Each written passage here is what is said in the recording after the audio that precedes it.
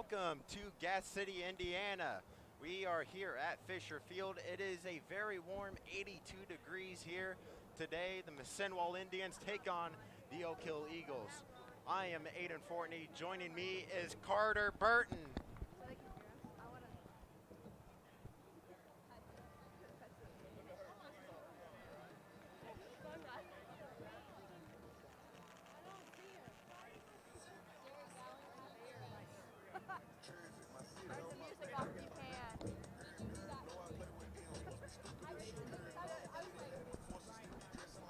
We are back. Sorry about that. We had some technical difficulties, but like I was saying, I am joined by Carter Burton. Carter, how you doing today? I'm doing good, man. How you doing, Aiden? I'm doing just excellent. And we come into this game, Indians standing at 1-2 on the season, and Oak Hill standing at 3-0 on the season after a dominating win against Eastbrook. But for the Indians, it was the other way around against Madison Grant.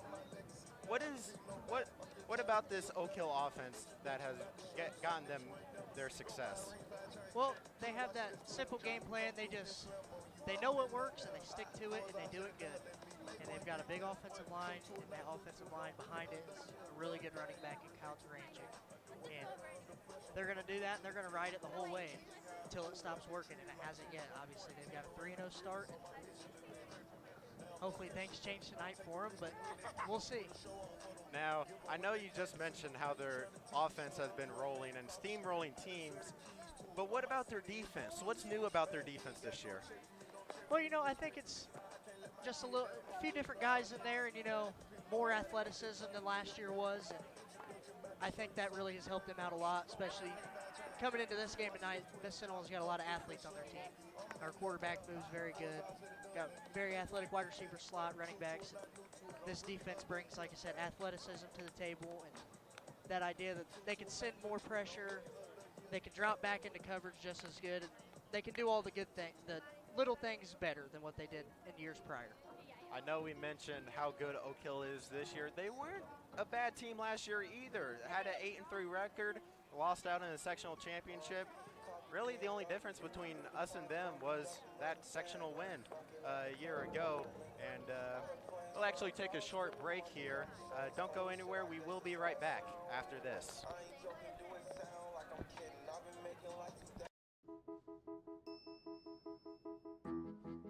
While you may not be a pediatric surgeon volunteering your topiary talents at a children's hospital, your life is just as unique. Your Raymond James financial advisor gets to know you, your passions, and the way you give back, so you can live your life. That's life well planned.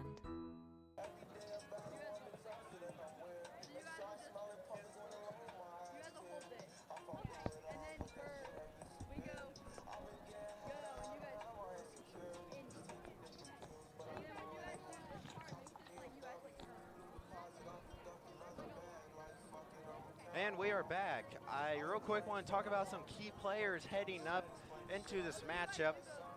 For the Mississinewa defense, I want to talk about Jackson Ott. Jackson Ott was a huge contributor last year, and unfortunately broke his arm in the offseason and missed the first 2 games of the season against Norwell and Marion. His first game back was against Madison Grant, and he looked a little rusty. He looked like a player who just came off an injury and hasn't had a lot of practice yet. But on the offensive side, for the Oak Hill Eagles, I want to talk about their left tackle, Wyatt Strange. I mean, I have not seen a clip of this guy losing a rep at all. I mean, if you look at Oak Hill's highlights, they love going to the left, and Strange is definitely the anchor on that left side. Carter, what about you? In this, I like Nolan Quater, the quarterback from Mississinewa, number 6. He's just been that guy from the day he came in as a starter and got the job done it right. And I see much more of that coming, especially tonight in this game. And on the offensive side as well for Oak Hill, I want to talk about their running back, Kyle Taranchik. This guy he's been there, he's been on the varsity level for a while now. He gets a lot of carries in the game. He's a very good running back. He's very smart. He's powerful. He stands 6'1", 185. He's very, very smart when it comes to the game of football. He knows the game, he knows what he has to do, and he does it right every single time. Indeed. This is Coach Kyle Burrish's third season with the Indians. He currently has a 1-1 record against the Oak Hill Eagles, and overall a 15-10 record. Not too bad, including a sectional title. What about Oak Hill's coach, Carter?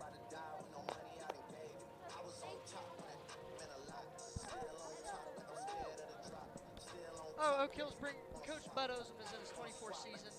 He has 1-3 against Ole Miss over the last 5 years, and overall he's had a record of 26-19 in the last 5 years. And he's, like I said, he's one of those coaches. He knows football as well, and he knows how to teach the game. He can turn someone who may not be the greatest athlete into a good football player just because he knows what to do and how to teach these kids the proper way. Been around a very long time. And it really shows he definitely has seen some up and downs while he's been the head coach of the Golden Eagles. Pre-game will continue right after this.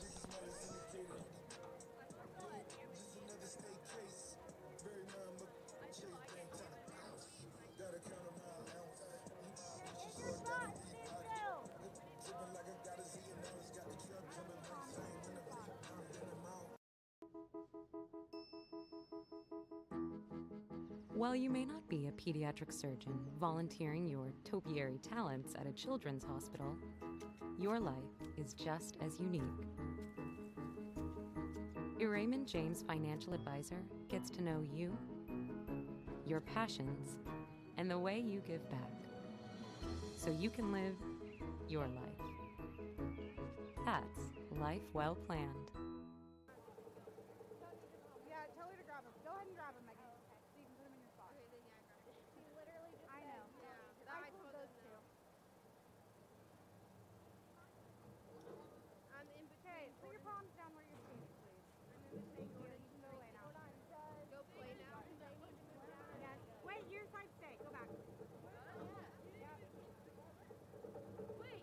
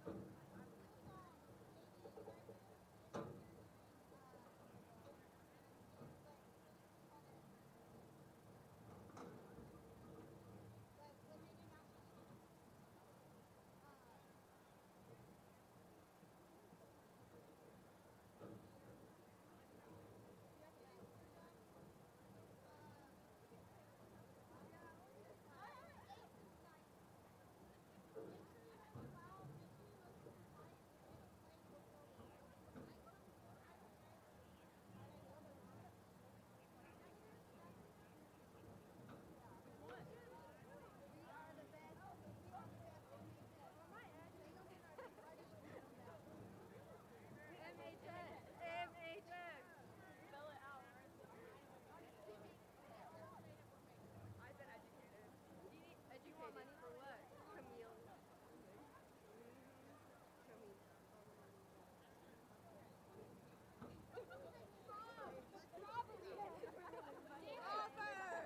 Show me all the money you got. You should have seen my oh, you don't even have that red. 30. Oh, from the no, you guys are staying here the entire time. That's like a Lego figure. That's enough to pay off my debt. Welcome back. Let's go over some player stats.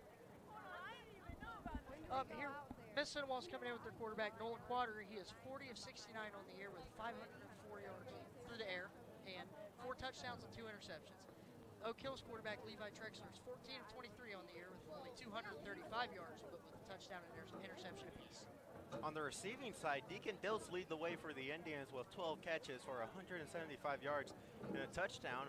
Second is Trayvon Hess with 8 catches for 113 yards and 1 touchdown. And for the Golden Eagles, Lucas Hasty is the leading receiver with 7 catches for 81 yards. And Kyle Turnchick, with 2 catches, 71 yards. And on the ground for Mississinewa, their leading rusher is Hayden Nelson. He's got 38 carries on the year with 138 yards and 2 touchdowns.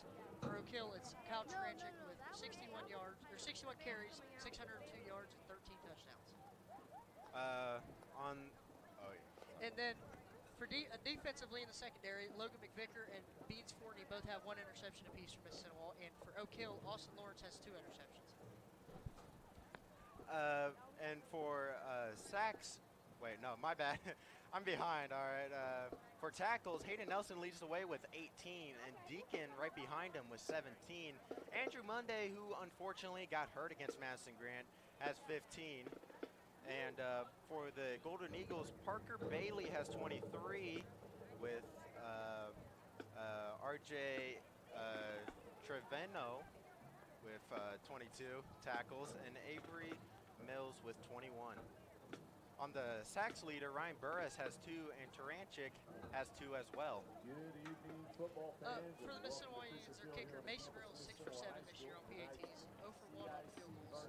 And Grant Elzinga is 18 of 19 on PATs. He has not attempted a field goal. And they're actually bringing the band out, so we'll step away for now. Restrooms located on the home side of the field. Men's is at the west end, which is towards the parking lot. And ladies is at the east end, towards the scoreboard. Refreshments are also on sale. The concession stand at the west end of the field by the parking lot. And there's a visitor's food trailer that's available on the visiting side.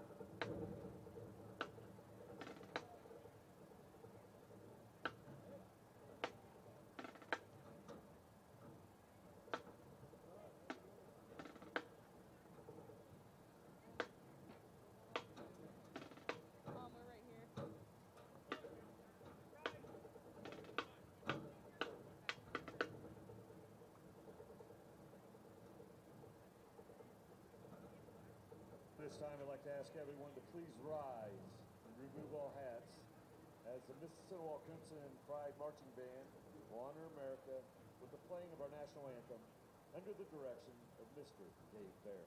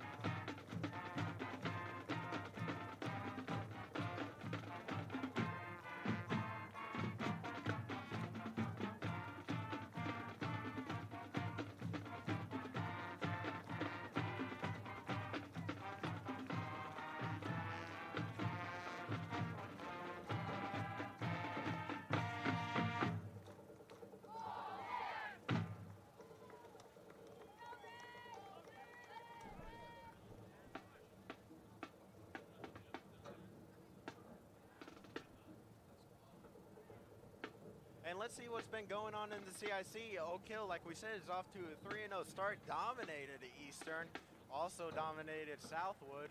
And we said earlier that they did and beat Eastbrook in a shocking win for them. Eastbrook, on the other hand, still beat Huntington North 36-19. Still a very tough team nonetheless. They also beat New Haven, a bit of a tight matchup for Comfort. Next is Mississinewa, who unfortunately lost to Norwell 22-7. But was able to bounce back the very next week and defeat Marion 35-3 in a dominating performance. Unfortunately, though, did lose to Madison Grant 27-6. Madison Grant, unfortunately, we couldn't find any other clips of their game, but they're 3-0. Frankton had a tight battle week 1 against Tipton, barely winning that one, but fell to Lapel the very next game, 21-7. Frankton not looking too bad, though, as the very next week they destroyed Elwood. Yes, that is 84-12. I am not kidding. Elwood's trying at least. Alexandria lost to Eastern Hancock 44-22, but was able to come back and beat Wabash, also 35-3. And was able to blow out Blackford 42-0. Blackford also didn't score any points against Jay County. They're trying, and we're proud of them for that. Elwood, not much better. Lost to Shenandoah 56-0. And got bounced around by Tipton 69-14. Nice. And that'll do it for the CIC.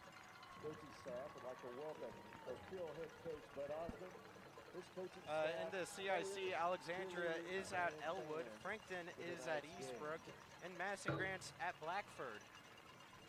What do you think, Carter? Who do you got winning these matchups? Well, I think Alexandria and Elwood, I think Alexandria is going to come out on top of that game. And although Eastbrook has been off to a slower start than what they're used to, I think they're going to pull out the win tonight against Frankton. And Madison Grant Blackford, it's just not going to be close. Yeah, I agree with you 100%. I think that Frankton and Eastbrook game is going to be a little bit closer than people think, though. Yeah, I would agree, though, because Frankton has gotten better. They got a new coach a couple years ago and last year, and they've gotten better since then. And you never know, they might sneak out a win against Eastbrook. Yeah. Heck, we got surprised last week with Oak Hill's dominating performance.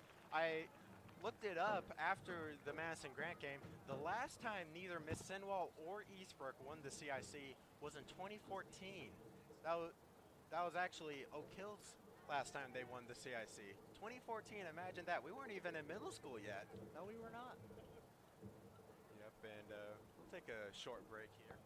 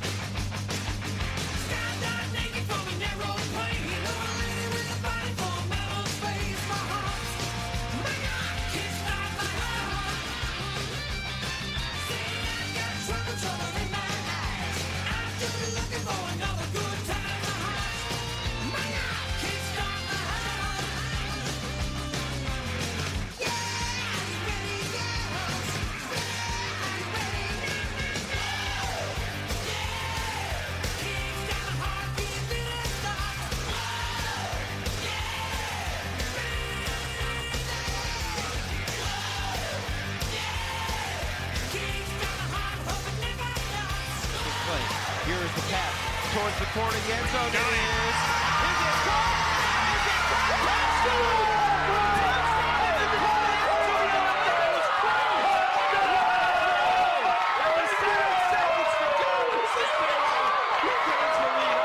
Unbelievable game, unbelievable pass, and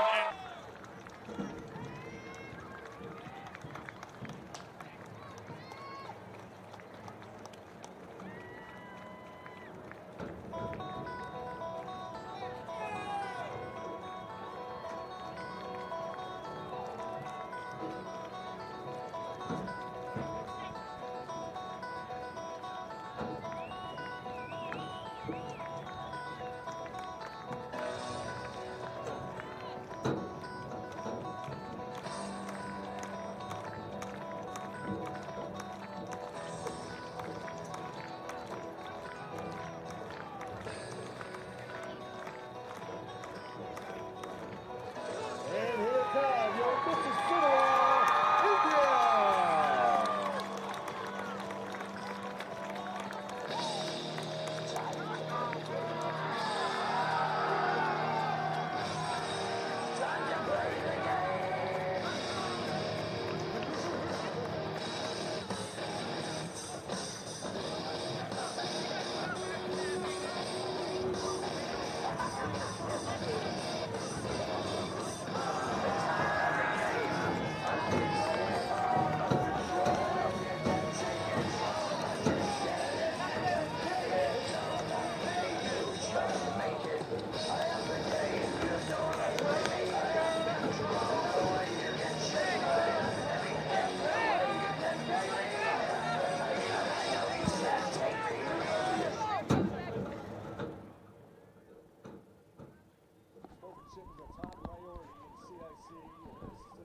All right, we are back. The Indians are on the field. We are just moments away from kickoff. Real quick, Carter, what is Oak Hill going to have to do if they want to come away from this game with another win? Well, Oak Hill's going to have to trust the thing they've been trusting all year and the year before, the run game. They got to give the ball to Kyle, and they got to give it to him often and early and as much as they can, and hope that the good Mississinewa defense, my next point, what Mississinewa needs to do is stop that run game. Hopefully Oak Hill can get that, break that barrier through, and they can put some points up.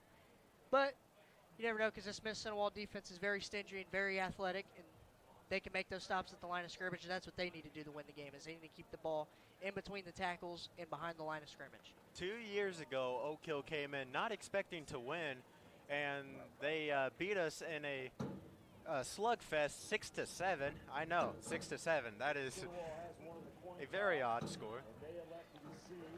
And they just announced that we have won the coin toss and has elected to receive.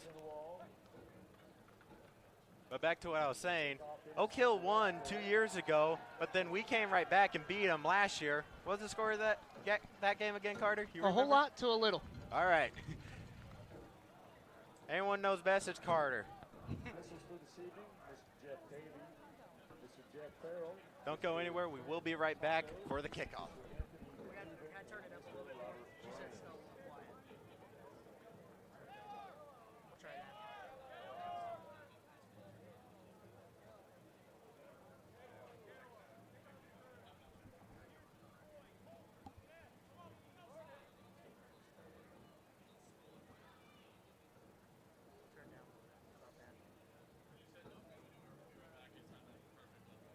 I've turned it back to what it was. I just turned it up a little bit more right after you said that. Also here at Mississinewa High School, this is a smoke, vape, and tobacco-free school. Please support us as we strive to provide a smoke, vape, and tobacco-free campus. 180. How many did we hit last year? Community Schools.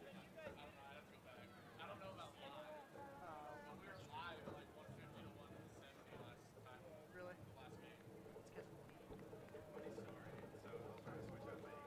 Number 18, Grant Oswego.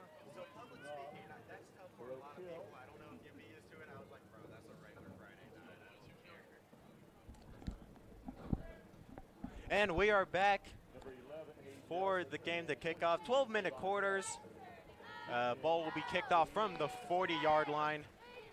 Grant, the kicker for The Oak Hill Eagles. Back to receive is Trayvon Hess and Hayden Nelson. Both went to state for track, actually. Hayden pretty much for everything. Trayvon went for the 4x1. And we are off and underway at Fisher Field. Hayden will pick it up at around the 10. He'll take it to the 20 and will be brought down at the 26-yard line. Indians start off on offense. Very good special teams tackle there by Oak Hill. Picked up by number 20, Austin Lawrence. See what Nolan Quater can do. This is not the same Indians team of years past where it's just run to Carson Campbell, run to Carson Campbell, run to Hayden, then back to Carson. No, Nolan Quater has been playing well these past few games. I get those 2 interceptions may scare some people, but one was off a tipped pass and the other was a desperation heave. Hasn't been that bad. Very different formation for the Indians. Looks like they're going diamond here to start the game out. Nolan Quater will take the snap. He'll give it to Hayden to start us off. Hayden will pick up nothing and was stood up by Avery Mills. We mentioned earlier he was the Eagles' 3rd leading tackler. Amazing tackle by him, standing up Hayden. Hayden was actually able to pick up 2, so make it 2nd and 8 for the Indians.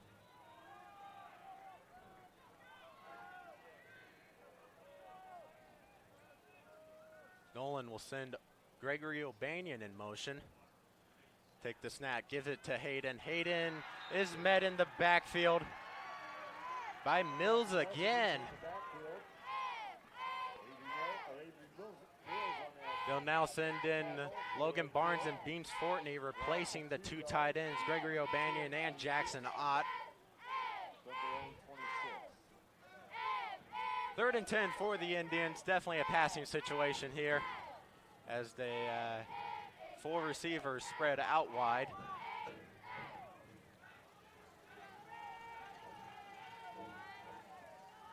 Nolan will take the snap. He'll look to throw. He's going to Deacon. Deacon makes a nice catch, and he'll get the first down.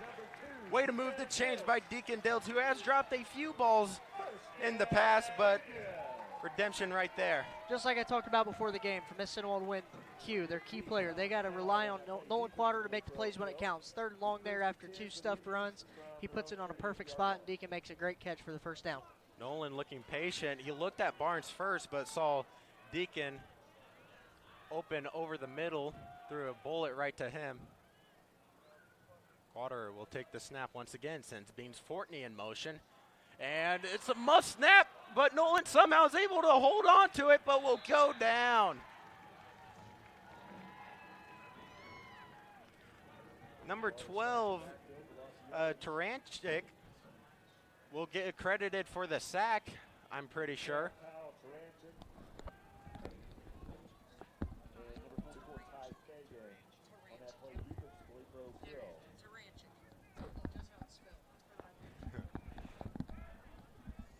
Yeah, no, I'm not the best with names. 3 receivers out wide this time for the Indians. Quater will take the snap. He'll hand it off to Hayden, but there is a flag. I believe this is going to be false start. Yes, it will be.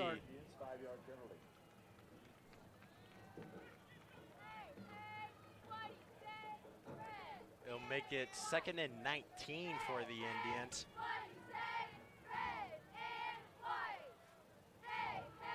Actually, my bad, 2nd and 24 wasn't updated yet.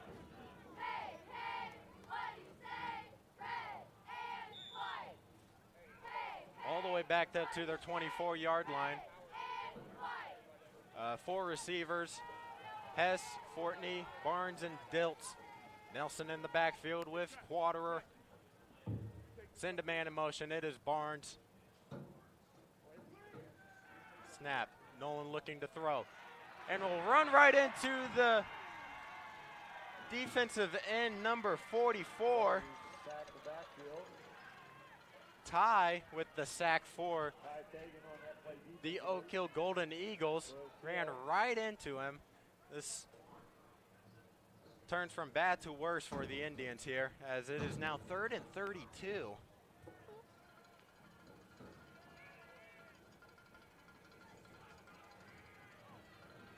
first down all the way at the 48-yard line.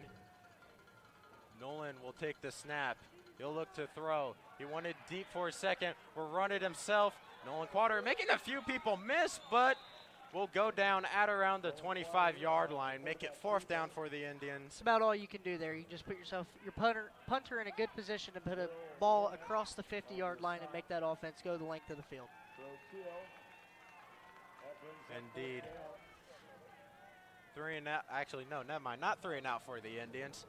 I forgot Deacon made that good catch to move the chains. Mason Reel will be kicking this off to number 15, Thomas. Harrison York and Thomas Nally beaten in for Thomas Nally. Mason will punt this off, and it'll bounce to the 48-yard line as the Oak Hill Golden Eagles will go to work immediately in the Indians territory. Don't go anywhere. We will be right back.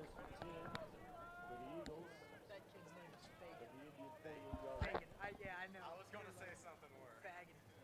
It's Fagan.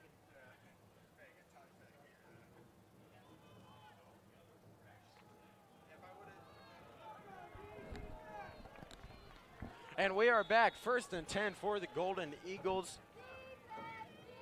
Levi will go under center immediately for the Golden Eagles. He'll send a man in motion, give it off to Kyle, and he'll bulldoze his way through for a 6-yard gain. My bad. If you're Mississinewa, that's one thing you can't let happen. You can't let first down them gain more than 2 to 3 yards. It'll actually be a pickup of 5, make it 2nd and 5 for the Golden Eagles.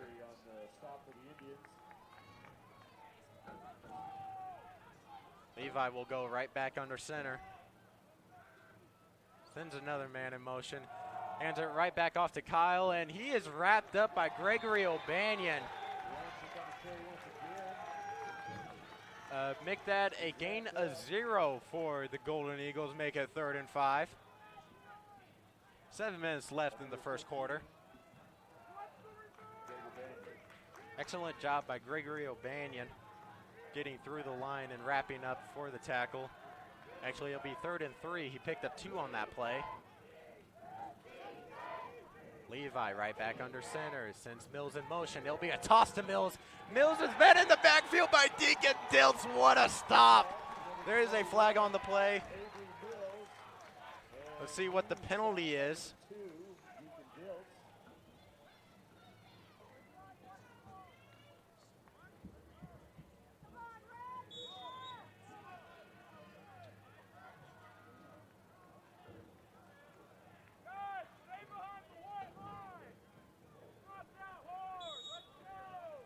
There's a sideline warning for the Indians there.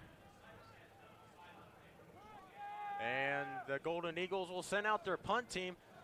Nonetheless, what a stop by Deacon. It's a very good stop by Deacon. He fought that outside pressure, him getting wrapped around by that end, and he just was able to fight through it and make that tackle in the backfield for the 3rd down stop. Mills will punt it off for the Eagles. Deacon Diltz in the backfield. And he is taken off the field. Blood, yeah, he has blood. They'll send in Beans Fortney, and Logan Barnes will back up to receive the kick instead of Beans.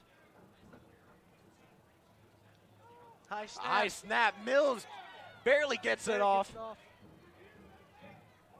Barnes picks it up. He probably could have let that roll, but will be tackled at the 5-yard line. Not great field position for the Indians, but nonetheless, you got to work with what you get.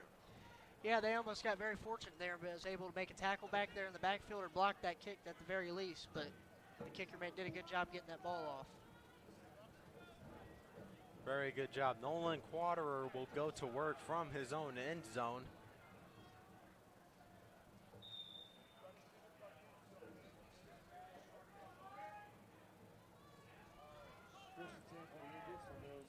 Pistol formation for the Indians.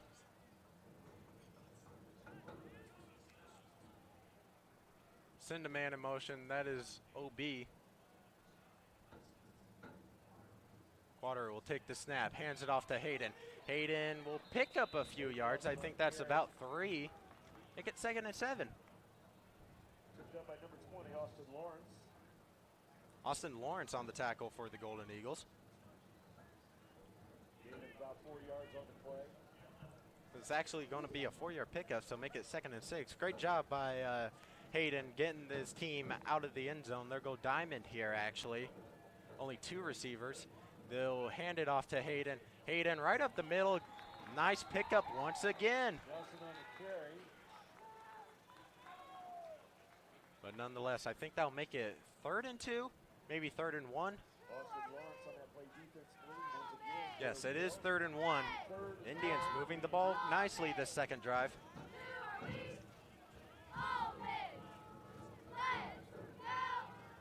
Mississinewa's loading that left side up. In a very short yardage, I'd look to see them try to punch something up in that left hand, or that left side, maybe an ISO. Nolan will take the There it snap. is. Called it perfectly, Carter, and that is a 1st down. Nelson on the carry. First down, India. Turning into Tony Romo, I see. Calling plays before it even happened.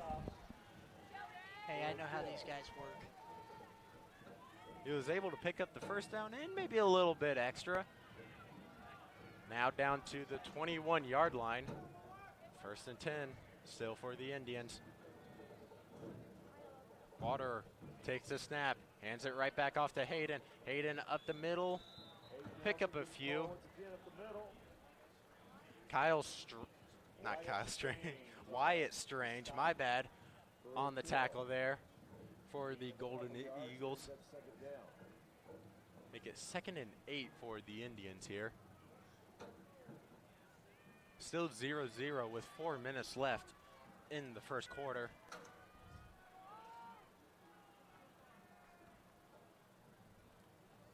Nolan will take the snap. He'll look to throw. He'll go to Deacon. Deacon cannot haul it in. Pass intended for number 2, Deacon Diltz.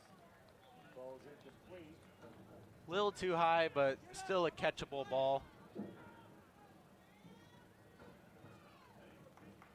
And Deacon looks a bit shaken up there. No, I got to tell you, that did not look like a legal hit whatsoever. Deacon was up in the air. He was defenseless, and that guy came in and took his legs right out from under him. These refs need to do a better job of protecting him.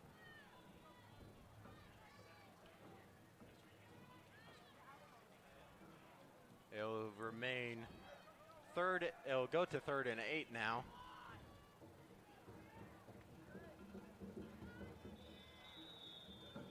As the Indians will actually call a timeout here. A little confusion there. They might just be trying to give Deacon a breather here before the next 3rd down play. Yep, don't go anywhere. We will be right back. Let's do the football coaches talk about the season on Action Sports Network. Wednesday night, 5, Queens, etc. Marion at 6 p.m. It's Coach's Corner. Download the app or listen to the Action Sports Network at actionsportsnetwork.live.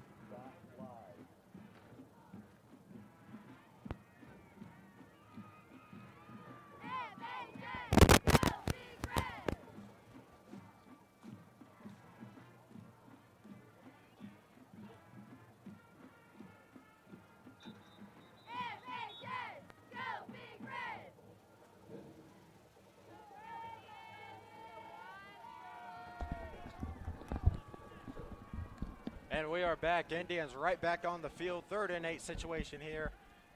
You got to pass in this situation with under 4 minutes left in the 1st quarter.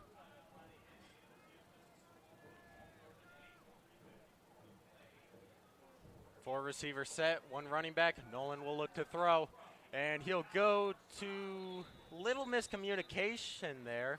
I wasn't too sure if that was intended for Trayvon Hess, but there is a flag on the field. Looks like he dropped his elbow down a little bit, and that ball just sailed right over top of his head. It's a good play. It was a very good play scheme. The wide receiver was actually open in that part of the field, and he just dropped the elbow a little bit and sailed it over his head. False start against the Indians, 5-yard penalty. False start on the Indians, so make it 5 yards for them.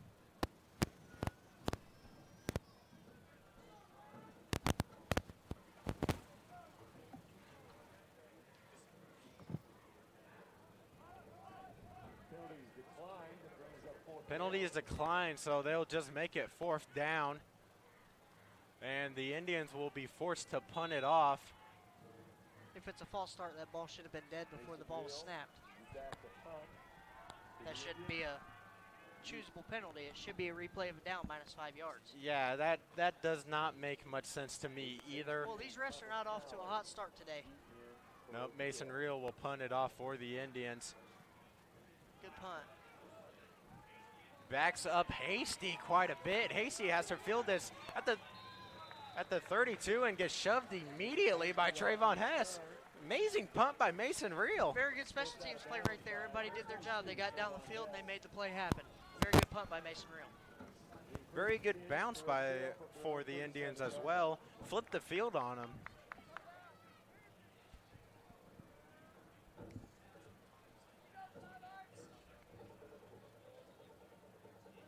Golden Eagles will go to work here for the Golden Eagles will go to work for no one. They're the Golden Eagles. I don't know what I was going with that.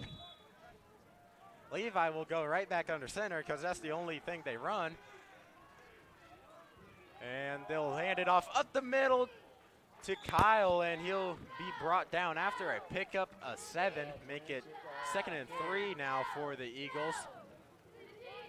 If you're on this defensive line, you've got to get in your gap, and you've got to disrupt them because you've got to let those linebackers be able to free flow and go make that play on Kyle. You're not going to be able to make that play. You're getting blocked by 2 or 3 guys every play. They love pounding it to the left side a lot, I have noticed from this team. Levi will go right back under center. Indians stack the box, and looks like that'll be offsides on the Indians. Offsides against the Indians, 5-yard penalty. I believe that was Kyron who jumped off sides. That will give Oak Hill a 1st down. That'll give Oak Hill an automatic 1st down.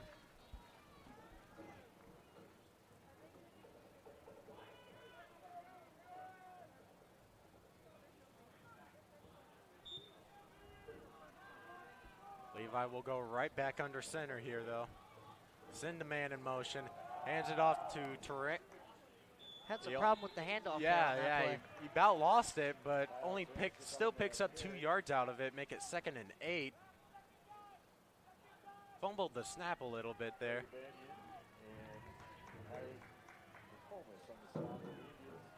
So credit the tackle to O'Banion on that play. 2.5 left in the 1st quarter. Back under center, only 1 wide receiver out wide for the Golden Eagles. Take the snap, tosses it outside, and he'll pick up nothing out of that as he got drilled. I was not able to see who that was from here. I think it was Deacon Diltz. Looks like Deacon Diltz and Jackson Ott made that play. Deacon got there first, and Jackson cleaned it up for him. They tossed it to 23, but I do not see a 23 on the roster. Either he was 23 or it might have been 27, actually. Peyton Workman. Actually, he'll go in motion. They'll fake a toss through here. He wants to go, he'll look deep for a second, but dumps it off to Kyle for the 1st down. Deacon Diltz on the tackle, but nonetheless, it is still a 1st down. First down, 1st and 10 from the Indian 39-yard line.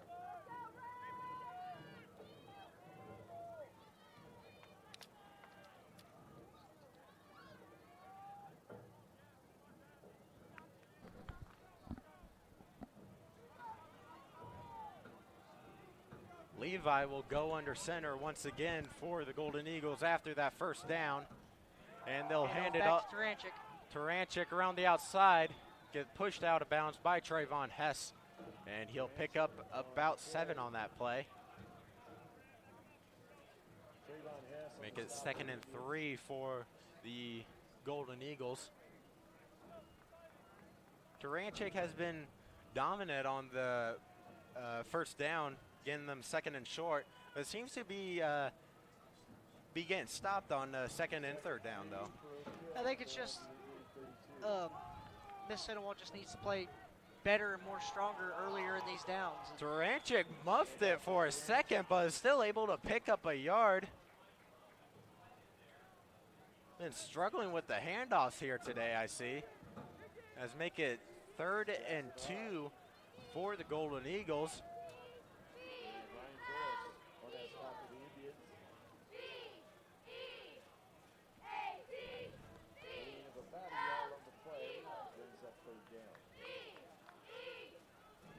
Levi will go right back under center here.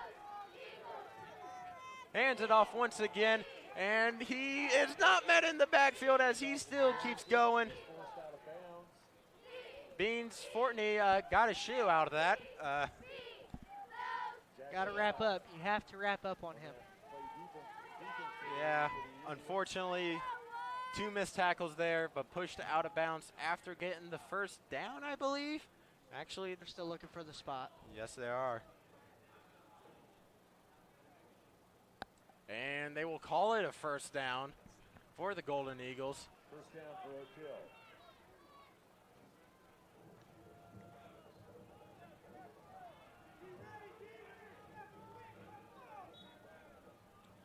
Levi right back under center. And looks like they got another offsides on the Indians there. Sides against the Indians. Looked like the entire defensive line jumped on that one, actually. Yeah, that's what it looked like to me, too. Everybody except it looked like Cameron McCurry, but I couldn't really tell from up here. But when Oak Hill sends those motions, that quarterback yells, and it startles you, and then you see someone moving on that motion, and it makes you do want to jump. Yeah. Levi will go under center here. Sends a man in motion once again. Hands it off to number 20 this time. And he is tackled after a pickup of 3, I believe. Austin Lawrence on the carry. It was actually a pickup of 5, so it'll be another first down. Golden Eagles at the 19-yard line. And looks like they'll just let the clock wind down till the end of the first quarter. The scoreboard still has 0-0 on it. Not much scoring, but the Golden Eagles are in the red zone and knocking on the door. Do not go anywhere. We'll be right back after this. Join the Action Sports Network for exciting volleyball action. While you may not be a pediatric surgeon volunteering your topiary talents at a children's hospital, your life is just as unique. Your Raymond James financial advisor gets to know you, your passions, and the way you give back, so you can live your life. That's life well planned.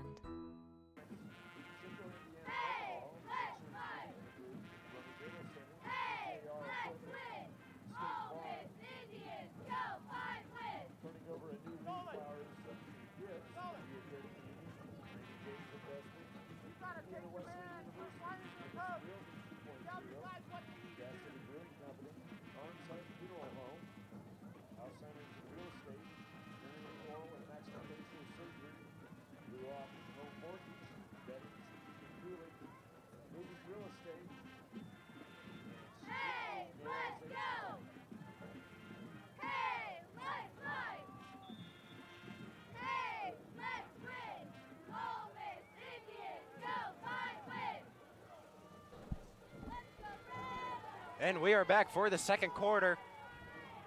They'll put 12 minutes right back on the clock. Still 0-0. Hands off up the middle. And no, it's actually a handoff to 43. I thought it was up the middle to Taranchik. And it was a actual handoff to Will Ward. To Will.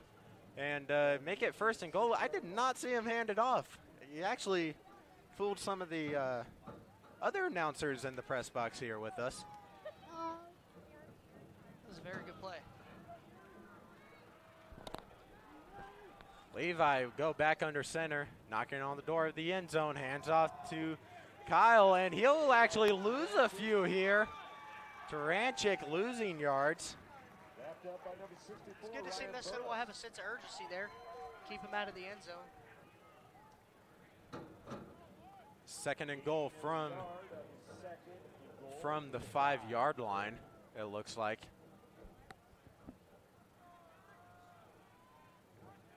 Penalties have killed the Indians here in the first quarter. Levi right back under center, hands it right back off to Kyle, and he is in for the touchdown. Eagles draw first blood.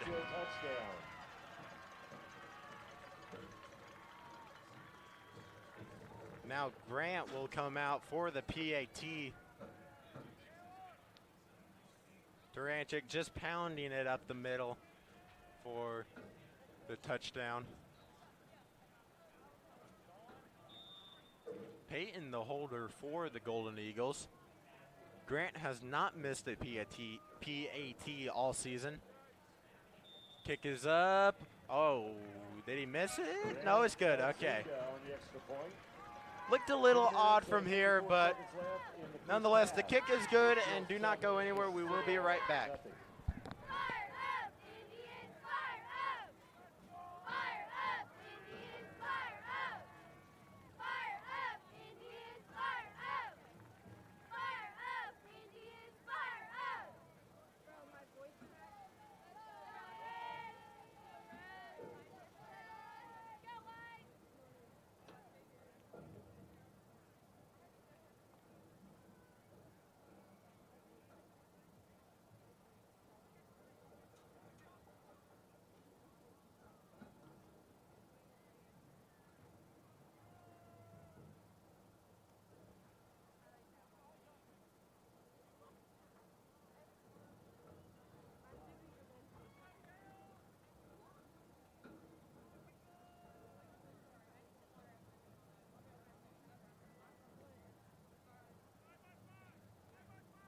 Grant Elzinga will kick off for Oak Hill.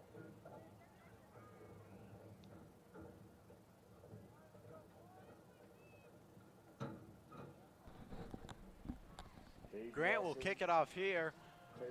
Once again, Trayvon Hess sent Hayden Nelson in the backfield.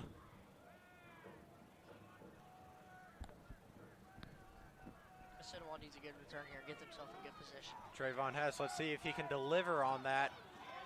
And he's at the 15 to the 20, gets tripped up just barely at the 25-yard line.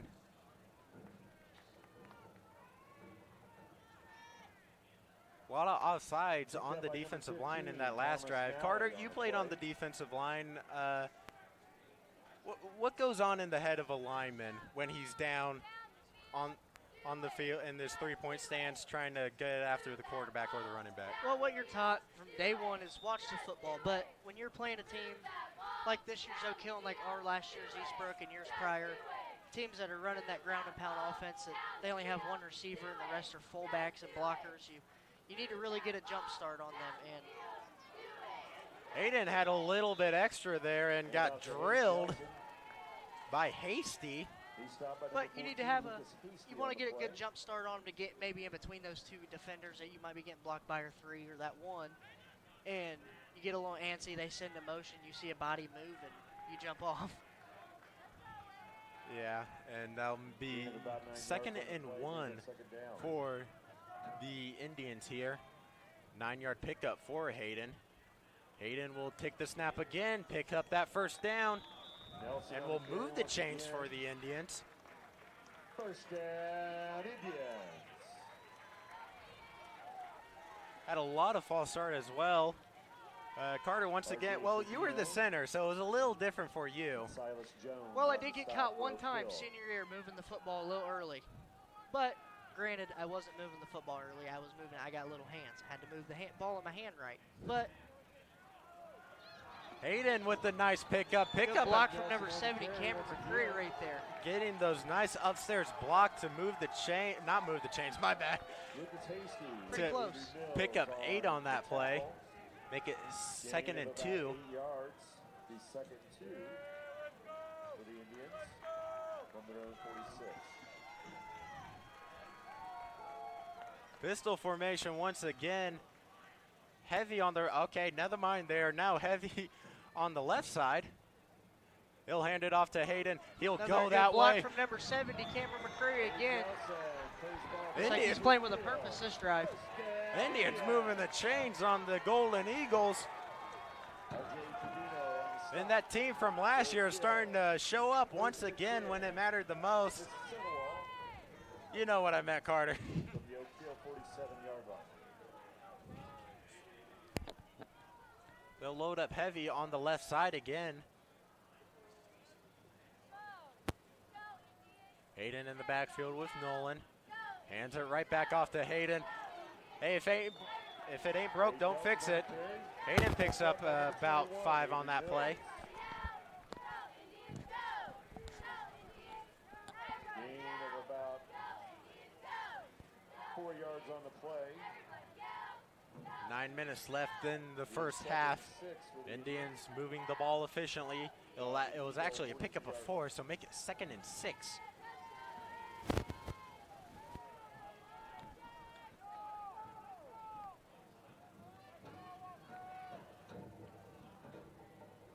Water will take the snap, hands it off to Hayden. They'll go the right side this time. Hayden got a little daylight, and he'll be stopped just short, make it 3rd and 1. Lucas Hasty and Will Warnock on the stop.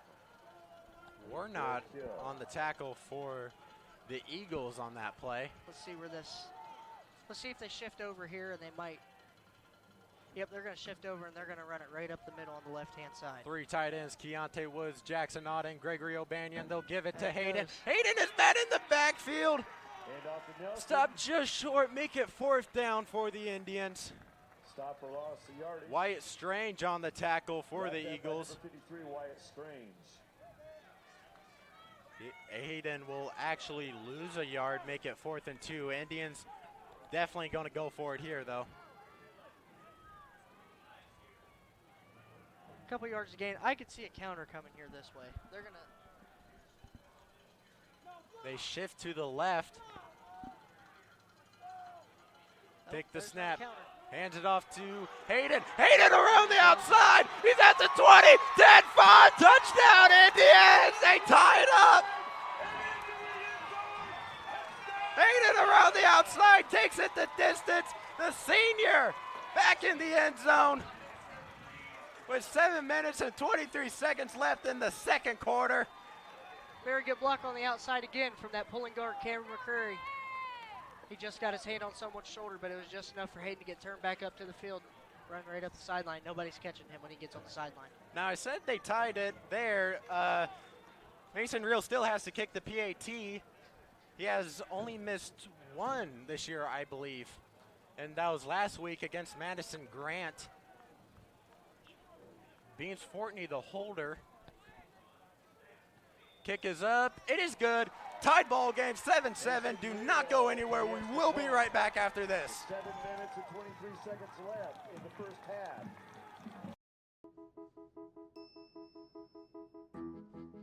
While you may not be a pediatric surgeon volunteering your topiary talents at a children's hospital, your life is just as unique. Your Raymond James financial advisor gets to know you, your passions, and the way you give back, so you can live your life. That's life well planned.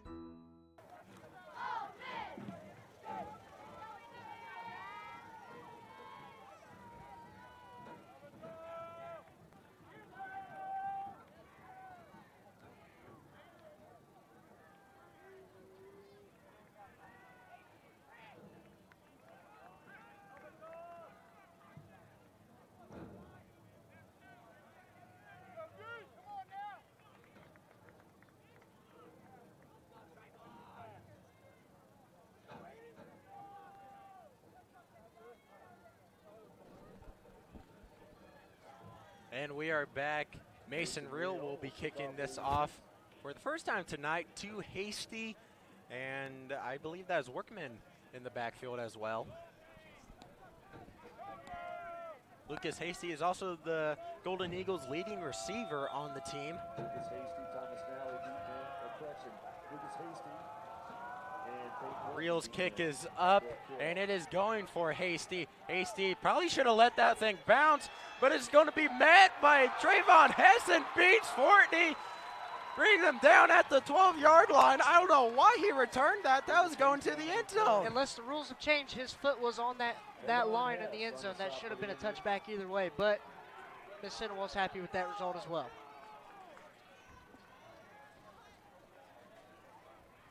Terrible call by the refs. Terrible choice by Hasty there to run it. Works for the Indians, though, so we're happy about it. Yeah, we're happy about it. Worked out good for them. 1st and 10 for the Golden Eagles. Levi will go right back to work here. Levi Trexler. It'll be a handoff to Taranchik. Pick up a few yards on that play. Number 75's helmet fell off on the play too, Parker Bailey. Yeah, center. By rule, you got to come out for one play. Say they pick up 4 on that play there, so make it 2nd and 6 for the Golden Eagles. Looks like Mississinewa's starting to figure out this run game a little bit. They might have been a little startled at first, but they're starting to figure it out, and I think they're starting to make stops. Showing some life here as we'll actually send out 3 receivers. I'm pretty sure that's the first time they've done that tonight. And he'll actually look to throw over to Hasty, and Hasty will be tackled after a pickup of 4 on that play, so make it 3rd and 2. Trayvon Hess on the tackle and on the coverage.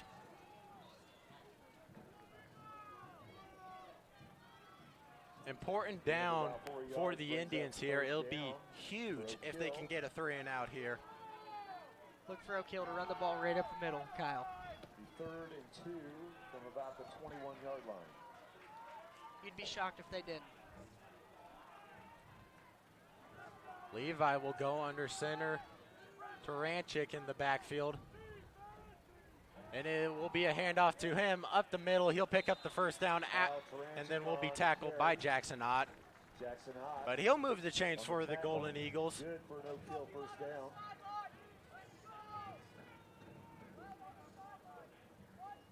First and 10 for Oak Hill from their own 27-yard line. First and 10, Levi will go right back under center here. 3 receiver set.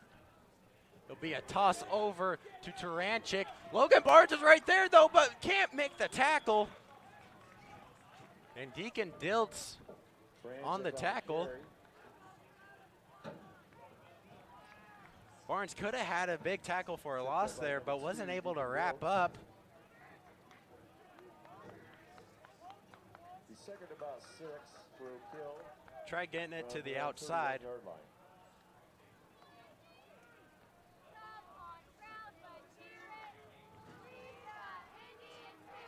2nd and 6 though for the Golden Eagles. Only 1 receiver this time. Send a man in motion, and they'll give it to him, and he'll be brought down by Ryan Burris. Just short of the first down yard marker again. Make it 3rd and 1 for the Golden Eagles. Mikey Mobley will come off the field. Workman on the carry. Placing him is Peyton McCoy. Ryan Burris on the stop for the Indians.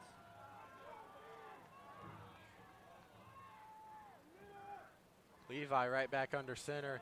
Hands it off to Taranchik, and he'll pick up the first down. As he picked up the first down and I think an extra yard out of that. So he'll be brought down at their own 39-yard line. 64 Ryan Burris on the stop. So they'll credit Ryan Burris on the tackle.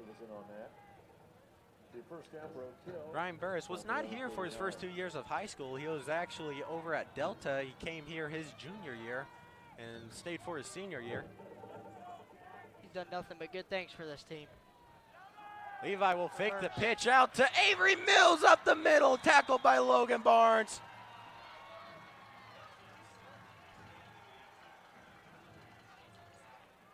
Touchdown saving tackle right there by Barnes. On the stop. And they'll actually call a timeout here. Do not go anywhere. We will be right back after this.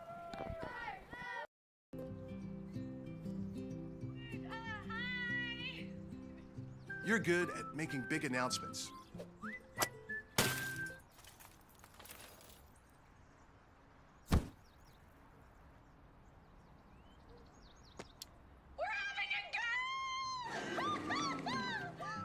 We're good at your insurance. Start with Indiana Farm Bureau Insurance, online, over the phone, or in person, and stop knocking on wood. The parking lot, and when this is at the east end towards the scoreboard.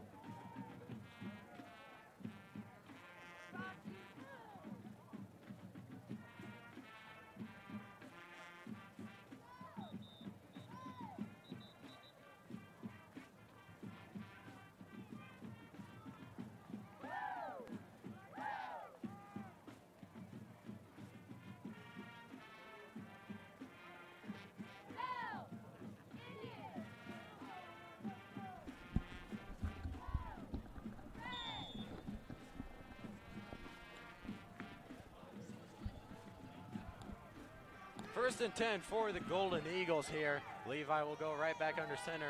Indians now only have one timeout left in the first half. And they'll Taranchik up the middle, but is met in the back. No, it's Avery Mills, my bad. Logan Barnes on the tackle again. Tripped up by number 1, Logan Barnes. I thought it was For a to first down. Taranchik once again. Carter, did you see it go to Mills? No, I did not, but that's what Oak Hill wants. That one did. That one did, and it's going to lose them 2 yards on that play. Kyron on the nice tackle with Ryan Burris there as well. Kyron tore his ACL last year, was not able to play, but came back for his senior year. Brings up second down. Levi under center. And looks like that'll be offsides on the Indians once again. Offsides. I believe that's 3 times tonight they've done that. Coaches are not happy with that at all.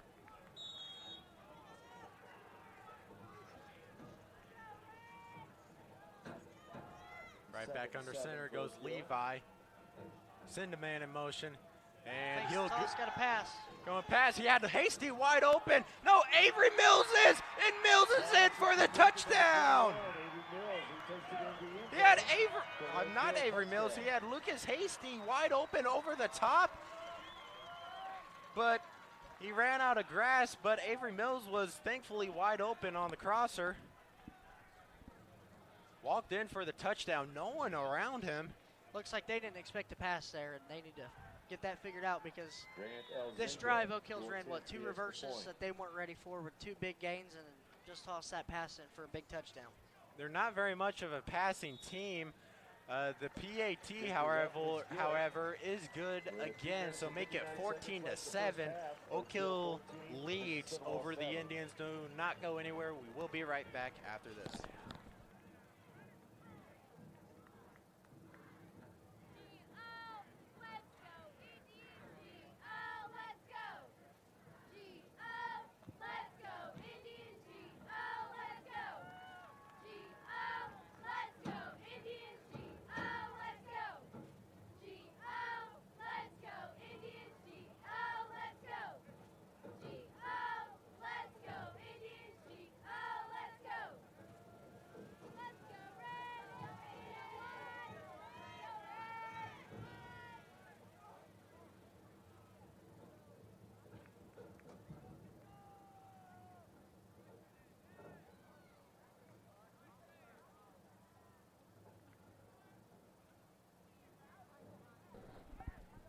And we are back with 3 minutes left in the first half after a touchdown from Trexler to Mills. Golden Eagles still lead over the Mississinewa Indians. Only 1 timeout remaining for the Indians as well, as they have spent the first 2. Grant's kick is off, and it will be fielded by Trayvon. He'll take it to the 15, to the 20, and will be brought down at around the 19-yard line.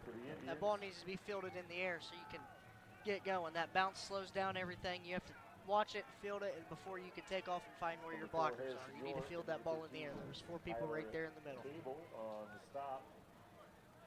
Looks like no one was really too sure who was supposed to take the ball there. First and 10 for the Indians from the 19-yard line. Nolan Quaterer will go back to work here with Hayden Nelson in the backfield. Deacon Diltz, the only receiver, out wide. The 3 tight ends go in motion to the left side. And they'll give it to Hayden. Hayden tries to get it to the outside, and that might be holding on OB maybe. That's what it looked like, yep.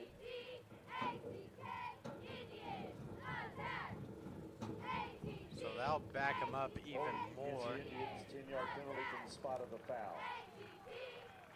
So that'll make it 1st and 20 now for the Indians.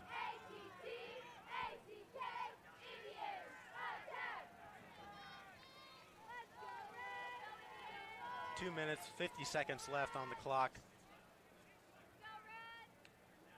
This will now be marked at the 9-yard line instead of the 19.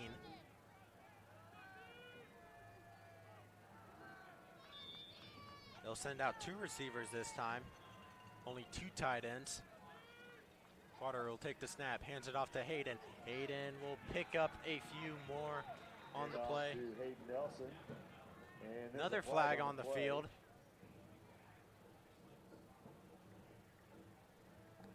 Wait to see what the call is here.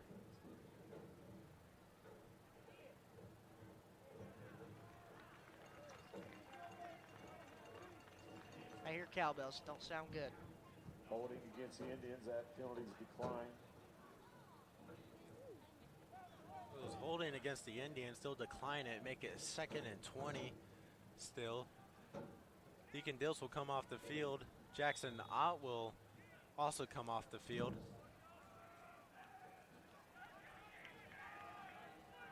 Looks like they're going to a 3 receiver set here. 2 on the right, 1 on the left. Okay. 3 receiver set.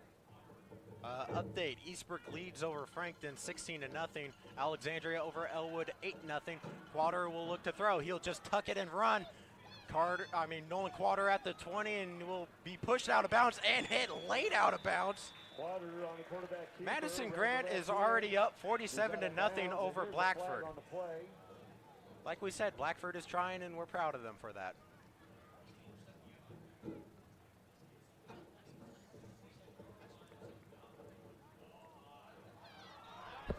Illegal block in the back.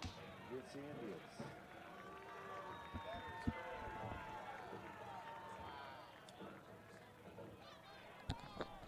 I cannot believe that they are calling block in the back on the Indians. Nolan Quaterer was out of bounds and got drilled. That is one of the worst calls I've ever seen in my life. That is terrible.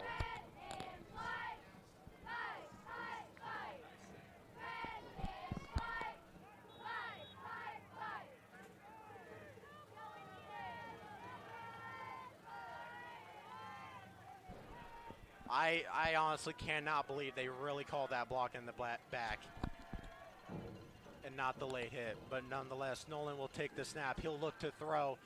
He wants to go for Trayvon. He will go to Trayvon. Trayvon! No, he will not catch it. He juggled it off his fingertips. That was a touchdown if he catches that. That is a touchdown 9 times out of 10, and that was the one time it wasn't. He dropped it.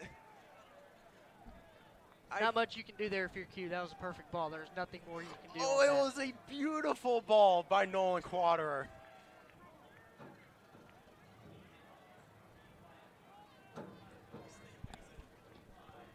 Number 11, Colin Middlesworth, was the man on the coverage, got burnt, but couldn't complete the catch.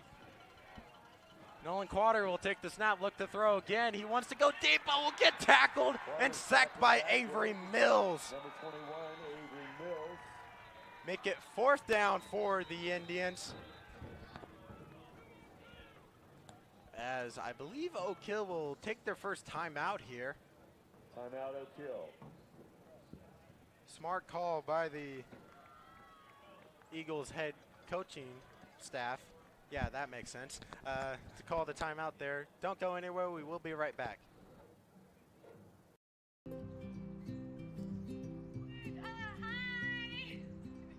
You're good at making big announcements.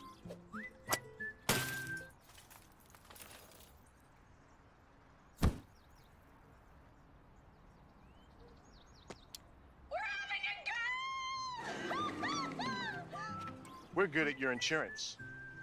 Start with Indiana Farm Bureau Insurance, online, over the phone, or in person, and stop knocking on wood.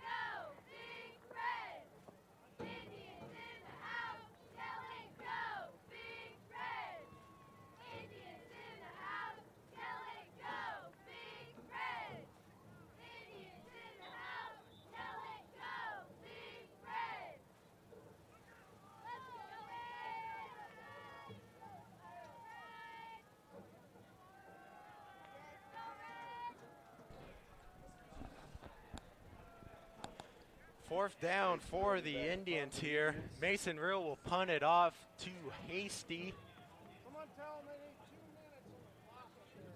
We got 1 minute and 54 seconds left. Lucas Hasty, Thomas Nally. They want 2 minutes on the clock.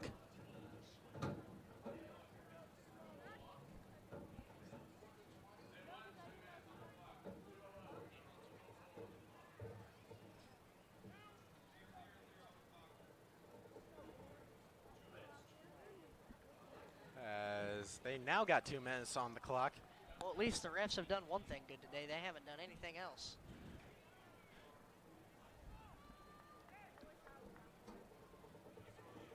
And if you're Q, all you can do is sit there on that bench right now and just reset your mind, because that's really unfortunate how that drive ended. You made 2 great plays there if you're number 6, and neither of them worked out for you. You just got to sit down and reset and get back out there maybe this half or next. Nolan had that amazing run, should have tacked on more, and then that beautiful ball to Trayvon. You couldn't get a pass more perfect than that. Real's kick is up. Hasty just calls for a fair catch and will get it at the 47-yard line. Fair catch, no return. Golden Eagles will go to work here, make it 1st and 10.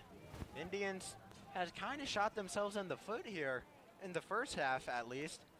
A lot of penalties, drop passes.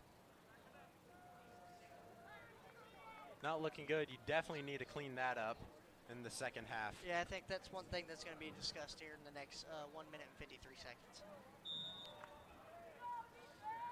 Right back under center goes Levi. Taranchik in the backfield with him still. He'll take the snap, hands it off to Taranchik. Around the outside, he's got Greengrass in front of him, and will be pushed out of bounds by Trayvon Hess after picking up the first down. Trayvon Hess on the stop, good for a first down for Oak Hill. It'll wind the clock down to 1 minute and 46 seconds left. 1st and 10 for the Indians.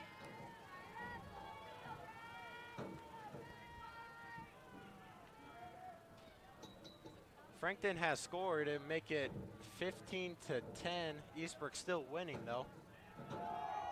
Hands off up the middle to Taranchik. Pick up about 2 there. Clock still continues to wind. Bam Bam McCreary on that stop for the Indians.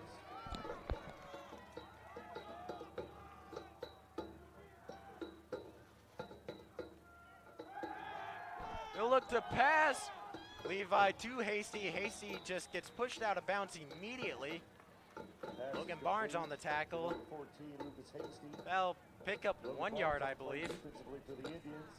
Well, if you're this defense here, You need to just get a stop here before this half. You're probably not going to have time to score with only one timeout. You need to just do what you can to not let them put any more points on it. Don't add fuel to the fire here. You just do what you can and not let them score any points. He'll look to pass immediately under pressure, but Taranchik gets tackled by Jackson Ott on the screen pass. Make it 4th down for the Golden Eagles. Taranchik's lucky that he got a hold of him before Cameron could get to him because he was running with a full head of steam. The Golden Eagles will call a timeout here. Sure to discuss whether to go for it or to kick the field goal. Do not go anywhere. We will be right back.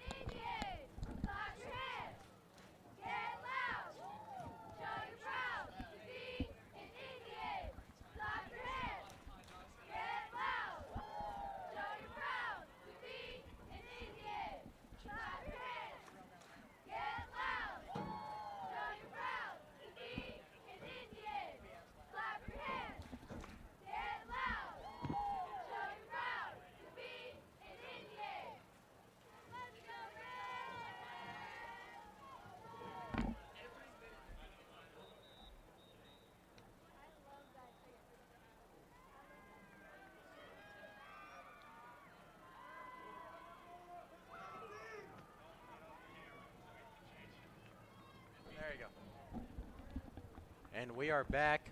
4th and 4 for the Golden Eagles here. It looks like they will run a play with 1 minute, 3 seconds left on the clock. Levi Trexler will go under center once again. Taranchik in the backfield. Sends Avery Mills in motion. It's a pass play. He wanted Hasty there. And he'll just run it himself as he'll run out of bounds after picking up the 1st down. Taranchik got taken out on that play because Jackson Ott thought he had the football, and he tackled him straight at the line of scrimmage. Yeah, he thought he had a big play there for a second. But nonetheless, 1st down, Oak Hill. 1st and 10 for Oak Hill of the Indian 18. Great job by Trexler. Hey, you can't knock on him for playing hard. Yep. Being able to run and get that 1st down. Trexler will go right back under center here. Almost offsides. He'll look to pass. Another pass. And he might run it again. He goes to Hasty, but Hasty hold it in. They called it a catch. And yes, they did confirm it as a catch right at the 5-yard line. 1st and goal. Clock will continue to run though. Down to 40 seconds left on the clock. Levi will go under center here. Taranchik in the backfield. Taranchik gets met in the backfield. Kyron is right there for a big loss. Clock continues to run, but nope, timeout right here with 30 seconds left.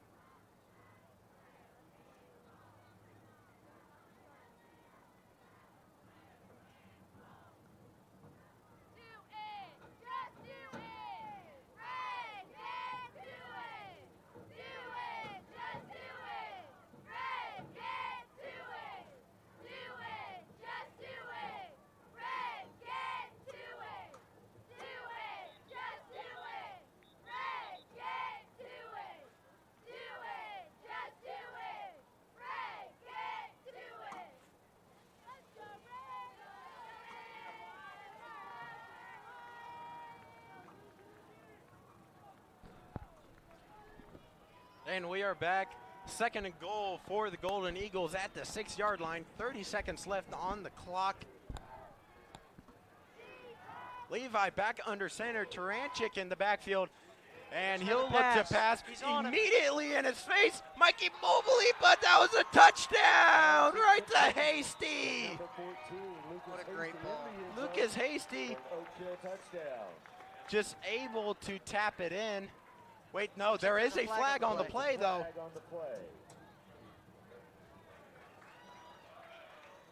Mississinewa fans are cheering. That means it is coming back. Holding on the Golden Eagles. Lucky break for the Indians. Huge break. Credit to Mikey Mobley getting the pressure in Levi's face. Second and goal from all the way at the 21-yard line. You need to keep them in bounds. Let that clock run. 23 seconds left. Levi under center. He'll look to throw. Pass. Oh, he's got him wide open, but he overthrew him. Pass intended for number 15, Thomas Nally. Thomas Nally was the intended receiver. He was wide open. There's no one around him, but he overthrew him. He had a little pressure in his face, though. Number 51, Mikey Mobley. He had his hand up. Looks like he disrupted that throw just enough. Make it 3rd and goal. 18 seconds left. Big stop here if the Indians can do it. Drexler will take the snap. Holding. Will not call it. Hayden breaks it up. What a play by Hayden Nelson, getting in there and breaking up the pass, forcing 4th down with 9 seconds left. That is exactly how they are taught. That is a beautiful play by Hayden Nelson. Looks like they're sending out the field goal unit. Intended for Thomas Nally. Grant has not attempted a field goal at all this season. This will be his first. He's been favoring that left hole today. Let's see what happens on this kick. Indians fans going crazy as the kick is up and it is good. 17-7. Golden Eagles lead over the Indians. Do not go anywhere. We will be right back for the final 5 seconds. 5 seconds left in the first half. Oak Hill 17, Mississinewa 7.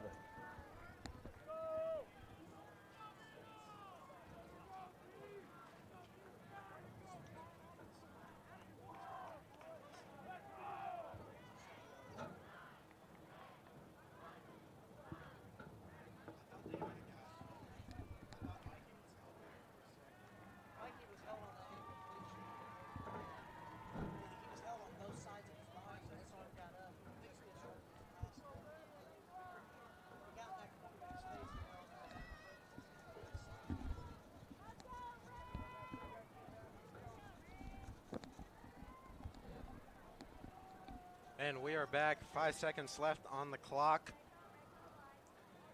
Hayden Nelson and Trayvon Hess are in the backfield. Really only one play is going to happen here as Grant will kick it off. Golden Eagles will receive at half is a squibble kick over to Hayden. Hayden will take it at the 10 to the 25 and will be tackled. And that'll do it for the first half. Golden Eagles lead over the Indians 17-7. Do not go anywhere. We will be right back for the halftime show after this. Towards the parking lot, and then on the visitor side, the concession trailer that is over there for your convenience. Restrooms located. On the home side, men's is at the west end, ladies is at the east end.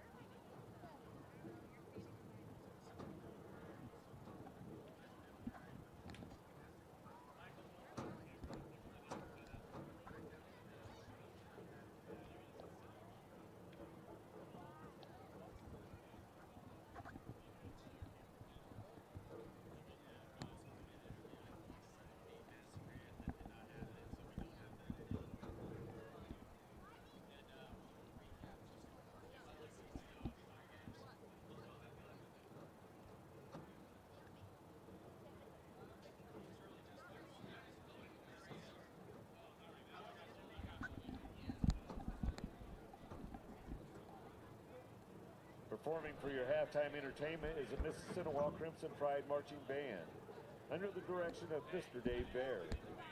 Tonight, the Crimson Pride will be performing the #1 song from 2020, Blinding Lights. Not only was this song the most streamed song for 2020, but is also the second most streamed song of all time, with nearly 1.6 billion streams.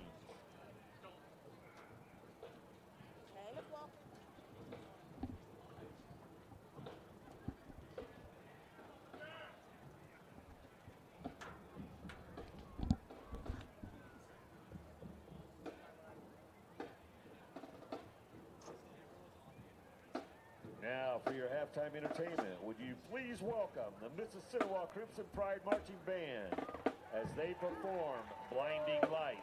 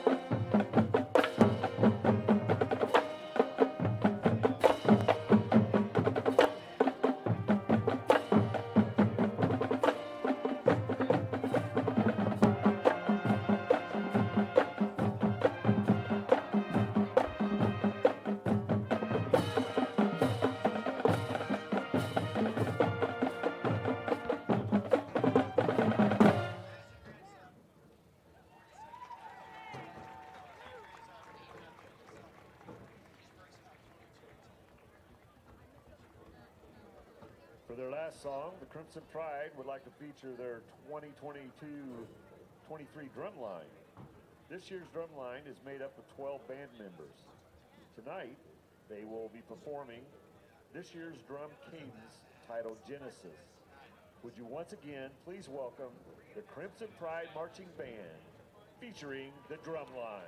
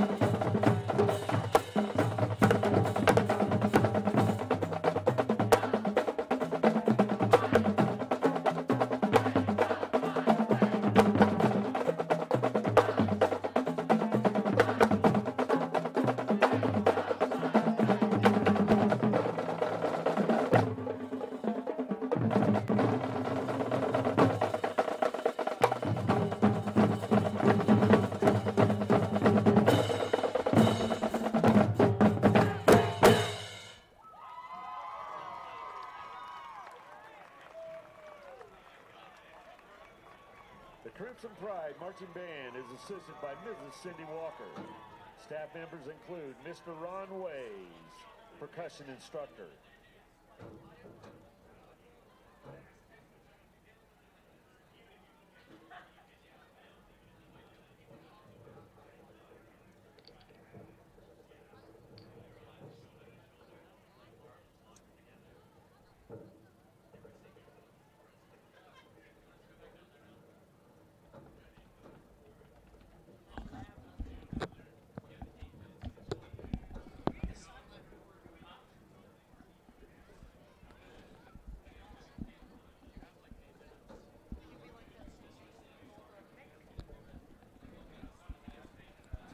Big thanks to the marching band there for the awesome show.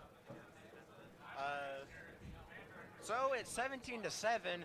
Oak Hill Eagles lead over the Indians. I know this is going to sound crazy, but what can Oak Hill do to improve from the first half? Well, like we said in the first half, they've had a lot of big plays on first down, and they've been stuffed on that second and mainly third downs. They've been stuffed. They've had a lot of third mediums and fourth downs today. They need to just, that first down, after first, they need to win. They need to win second, third down. Indeed. And on the Indian side, what can they do differently? Well, up front, they need to give Q a little more time. If he gets a little more time, these receivers are fast. They're beating their coverages. They're getting behind the coverages, behind the safeties. You've seen it with Trayvon. He just dropped the ball out of his fingertips. Q had enough time there. Hayden needs enough time. You need to get blockers up into the second level and let him get out in space. And on defense, like we said from Oak Hill, just the complete opposite. You need to stop those big first down runs and minimize them, 2-3 yard gains, and keep doing what you're doing on second, third, and fourth down. Indeed. Around the CIC, Madison Grant is destroying Blackford 47-0. Blackford has not scored points since week 1. We're like that cousin that's not good at anything. No one hates them, but we're happy that they're there, I guess. Not terrible. I mean, not good, I mean. They're just there to make you laugh. Yeah, no, they're chill.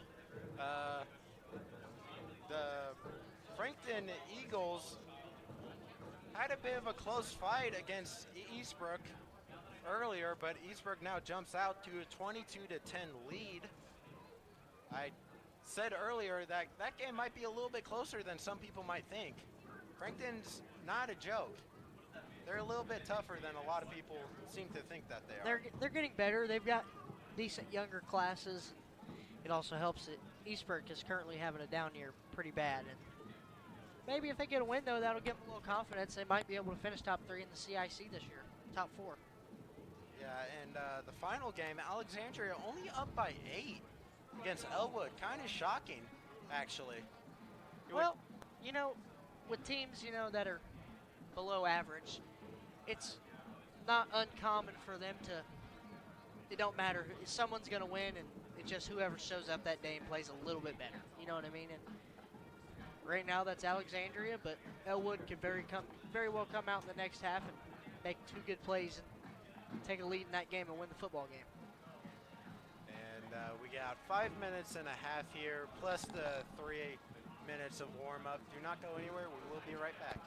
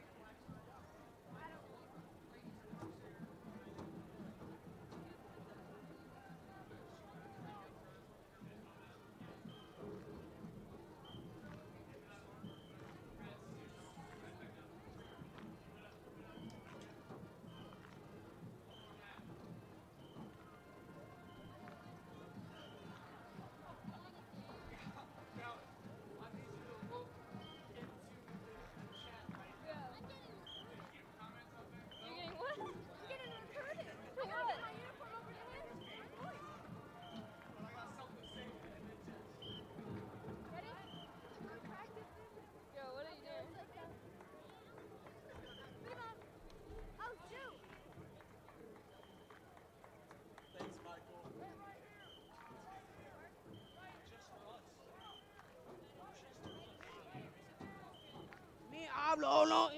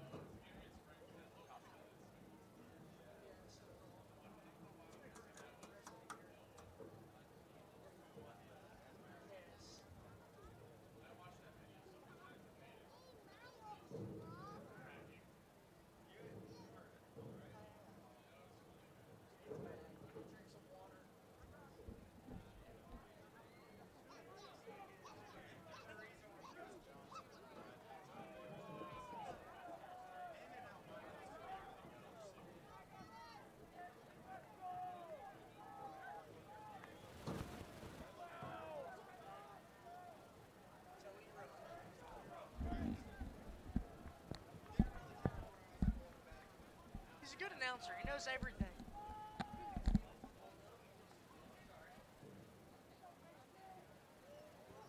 Mason Real will kick off for the Indians, start of the second half. Deep in for Oak Hill, number 14, Lucas Hasty. Here we go, and we are back for the second half of play. Mason Real will be kicking this one off. The Indians received the kick. They won the toss and received the kick. And out in the backfield is Hasty and number 27, Workman again in the backfield to receive this kick.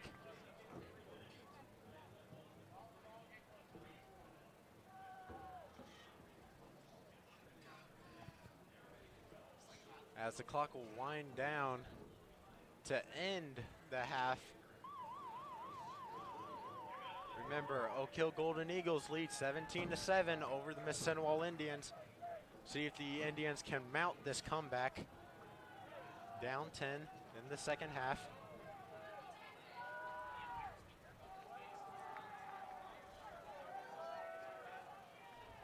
Like I said earlier, kicking this one off is Mason Real. Ignore that voice crack, please. Kicking this one off is Mason Real. Kick is up. It is going to Workman. Workman had to back it up to the end zone and will get dropped at the 15-yard line. Workman on return. I believe that was Logan McVicker lowering the helmet and drilling him into the ground. Logan McVicker on that play defensively for the Indians. Again, he caught the ball and it looked like it was just going to go out for a touchback. Bad decision by Workman again. Last time it was Hasty, I believe. It looked like, again, they had that foot on that back line, and I don't know, but not a very smart decision for him to run that back out. No, Levi will go under center, and Flag on the play. looks like there's going to be a false start on the Golden False Eagles. start I believe against that is Oak their Hill, 5-yard first penalty. flag of the game. Back them up 5 yards, make it 1st and 15. You got to get this stop on first down here if you're the defense. Being 1st and 15 for Oak Hill from their own 13-yard line. Levi right back under center. Taranchik in the backfield with him. Levi will get a delayed handoff to Avery Mills. And he'll be brought down after a pickup to of Avery 3, Mills. I believe. Cameron McCurry pushed his guy all the way back into the quarterback. Bam Bam McCreary on a stop for the Indians. Oh! 2nd and 11 for Oak Hill from their own 17-yard line. 2nd and 11 for the Golden Eagles. Hands it off to Taranchik up the middle. Got brought down by Gregory O'Banion. Make it 3rd and 7 for the Golden Eagles here.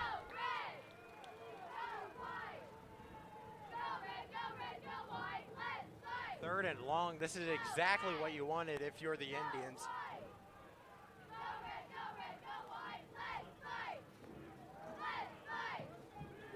Trexler will go right back under center. Only one receiver out wide for them. He'll look to pass, and he wants to go to Hasty. Hasty makes a great grab over Trayvon Hess. It will be brought down at the 45-yard line. Pass is complete to number My bad, the 50. I don't know what I'm looking at. down the left sideline. Huge play for the Trayvon Golden Hess on that play Eagles. defensively for the Indians. Trayvon Heads was on the coverage. Moved the chains for the Golden Eagles.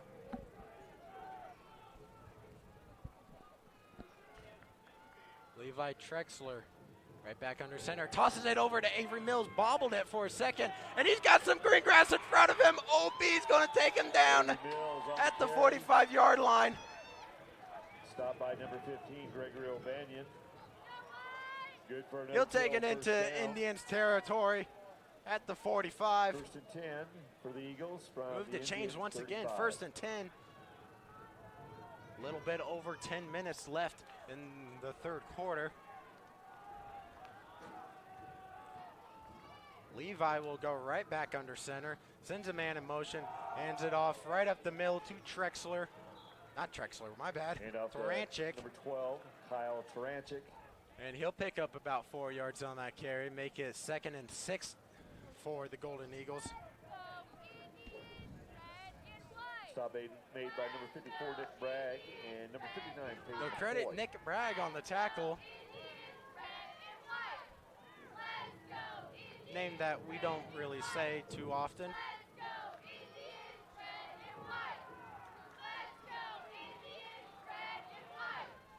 They'll give it to Taranchik. Taranchik around the outside. It will be pushed out of Hand off bounds to by Taranchik. Barnes and He's Diltz. forced out of bounds. At the 20-yard Number line, they'll 2, take Deacon it to Diltz, the and red number 7, zone now. Jackson Ott. Good for Oak Hill first down. They called one of those tackles on Nick Bragg, but he don't go here anymore. I just realized From that. the Indian 20-yard line.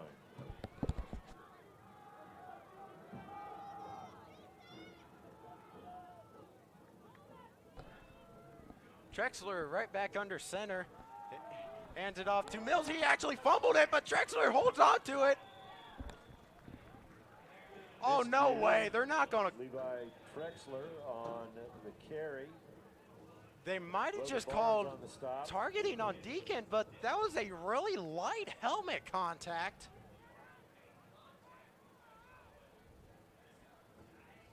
If they call this targeting on Deke, oh no, they are. No, he is not happy with that call, and he should. He's letting him have it. Yeah. It's not, that is He tapped him. bogus. Their helmets tapped. Like, it was not a hard hit whatsoever. That is a horrible call. Referees not doing the Indians any favors here. Some horrible calls here. Penalty is against the Indians. I just cannot believe that. That call and the Nolan Quadrer hit that they did not call. Over the head. Just terrible, terrible officiating by these refs. From the Indians' 7-yard line. Make it 1st and goal for the Eagles.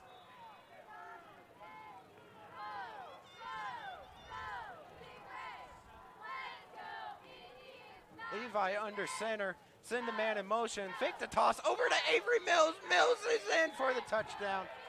Inside handoff to number 21, Avery Mills. He takes the ball into the end zone. Touchdown referees to put it up 23-7.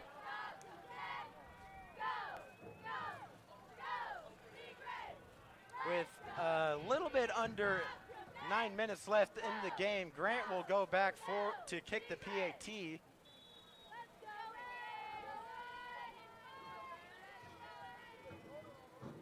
To extend their lead by 3 scores. It is up and it is good. Golden Eagles extend their lead 24-7. Do not go anywhere. We will be right back. 7 seconds left in the 3rd quarter. Oak Hill 24, Mississinewa 7.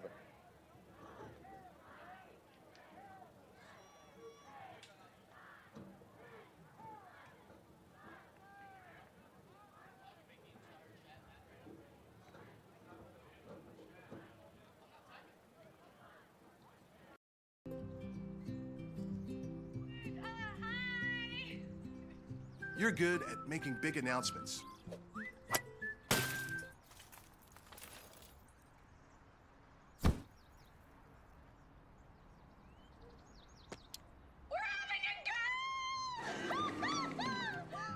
We're good at your insurance. Start with Indiana Farm Bureau Insurance, online, over the phone, or in person, and stop knocking on wood.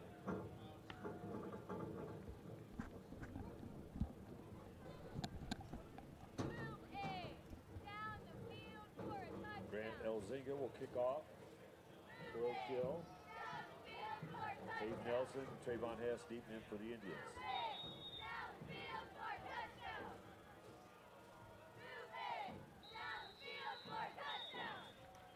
Flags on the play.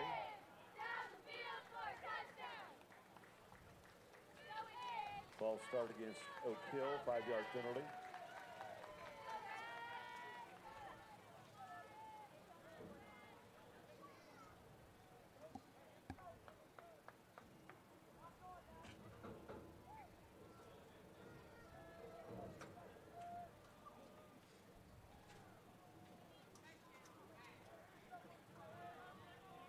Indians down by 3 scores here early in the 3rd quarter. Grant will kick this one off to Hayden Nelson and Trayvon Hess. Hayden will field this at the 15. He'll take it to 30 and will be brought down around the 34-yard line. Indians will go to work for the first time in the 2nd half. Really wasn't a bad return there. Just a couple blocks that could have stuck a little bit longer, maybe got him 10, 15 extra yards, but nothing bad there. Better than a touchback, you know. Let's see if they can put a drive together here and put some points up on the board. 1st and 10 for the Indians from their own 34-yard line. 8 minutes, 53 seconds left on the clock. 1st and 10 for the Indians. He'll send a man in motion. Both the tight ends, Gregory O'Banion and Jackson Ott. Hands it off to Hayden. Hayden up the middle. Hayden gets stuffed. Hand off to Nelson up the middle. Parker Bailey, Avery Mills, line of scrimmage. And Kyle Taranchik on the tackle. Kyle Taranchik and Avery Mills on minus a couple the plays. stop. That run game has been very hard to come by for Mississinewa. No gain on the play, brings up 2nd down.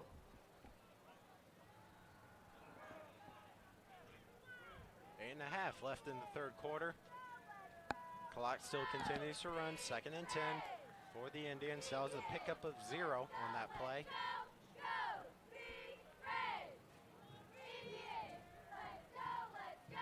Three receiver set. Nolan will Look to throw. Dumps it off got to OB. Gregory O'Banion. OB still going on his feet. And he's got a little bit of green grass after picking up the first down at the 50-yard line. Actually, the 49, so he's in Eagles territory. Very, very, very hard person to tackle. He gets real low. He's real athletic, and he weighs a lot. Very tough to bring down. For O'Kill.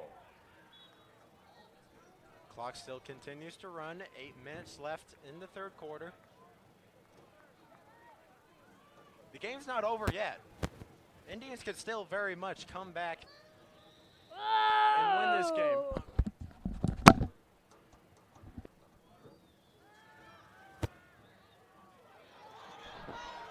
OB again! Rumbling and tumbling his way down after a pickup of 8. Parker Bailey had to bring him down. Parker Bailey on the stop. Make it 2nd and 2.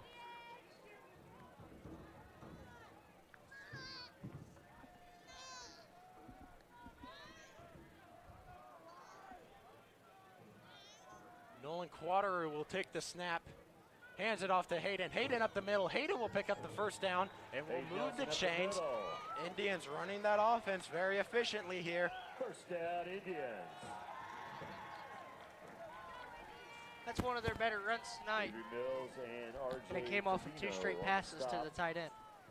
Bro kill.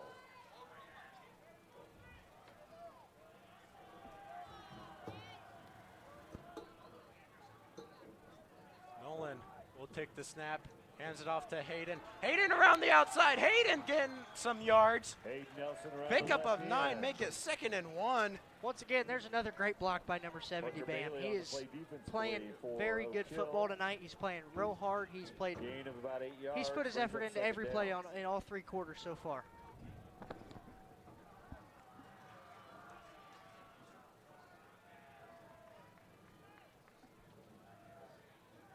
Pistol once again for the Indians. Nolan will take the snap, hands it off to Hayden. Hayden had a wide open hole up the middle. Pick up the first down. Once again. Avery Mills on the stop. Right through the A gap, wide open.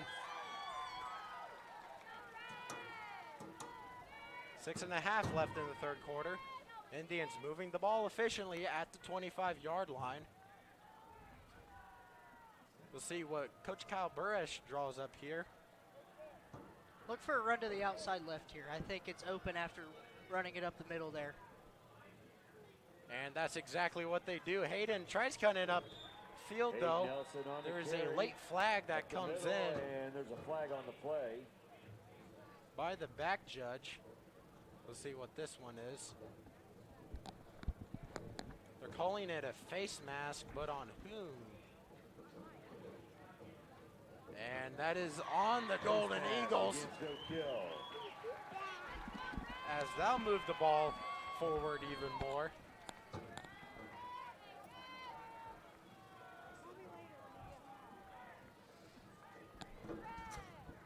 First down for the Indians there. As they'll now take it to the 16-yard line. Indians now in the red zone here. Officials timeout, I see.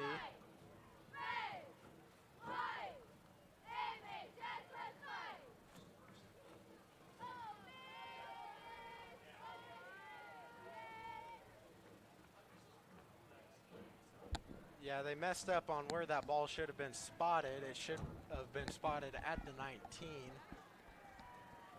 and not the 16.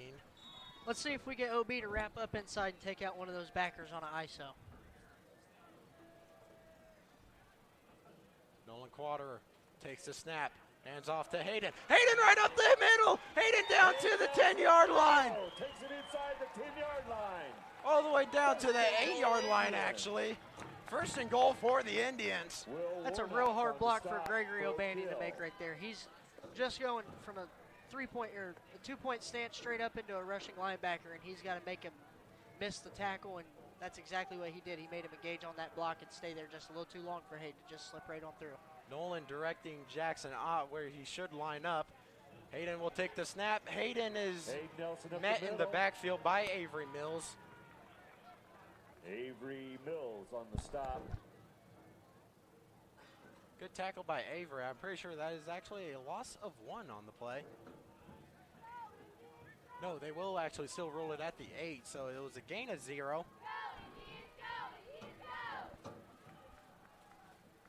Pistol once again, 2 receiver set, 2 tight ends. Hand right back off to Hayden. Hayden bounces his way all the way inside the 5-yard line. They'll actually rule him down at the 4. Takes the ball inside the 5-yard line. Keontae Woods comes in for the Indians, replacing Trayvon Hess. And no, this is not basketball. In on that play defensively for O'Kill. 3rd and goal. Looks like they're going a little heavier here on offense. 3rd and goal from inside the 5. Clock still continues to run. Nolan Quater, low snap. Hayden has to jump on it, and he is met in the backfield by Avery Mills.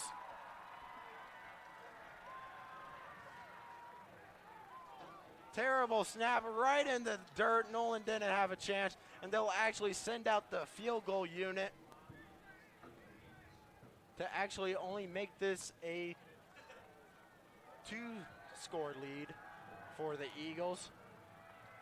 Mason Real is 0 for 1 on field goals this year. He has not made a field goal in his career, high school career yet. The junior. Beans Fortney, the holder. The snap, kick is up. It is good. Kicks up and it's good. 26-yard field goal. Mason Real closes the lead, 24-10. Oak Hill still leads over the Mississinewa Indians. Do not go anywhere. We will be right back.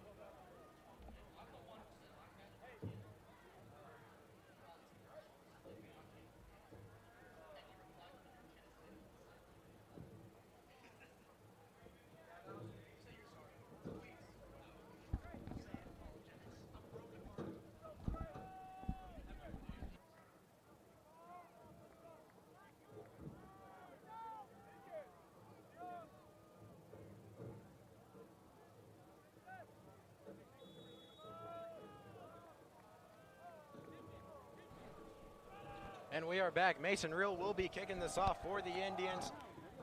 Hasty in the backfield. And it will go out of bounds as they'll take the ball to the 35-yard line. That was almost 2 feet away from being a perfect kick.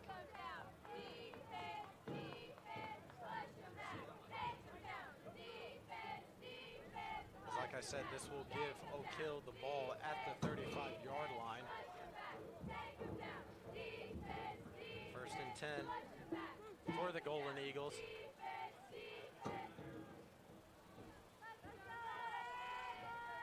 See if the Indians can pull off a stop here.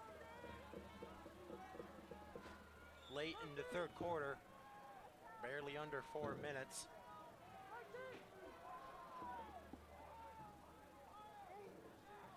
Levi will go under center here. Sends a man in motion. Hands it off to nope, never mind. Hands off to 43, up the middle into Indians territory. Will Warnock on the carry. Stopped by Deacon Diltz. Takes the ball inside the 50-yard line and Mississinewa on the carry for the for Indians, first down. not for the Indians, for the Eagles.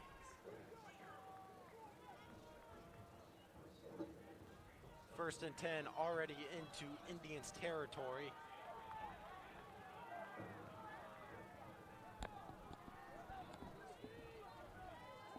Drexler will hand it off inside to Taranchik.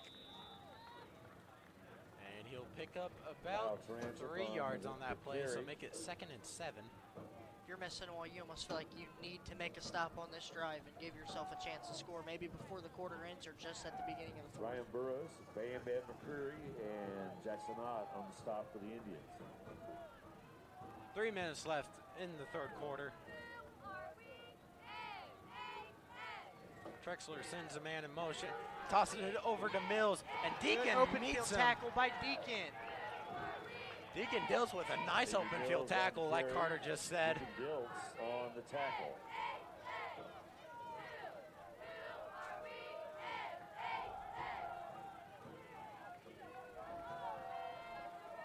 Coach Calgill on the sideline trying to hype up his team.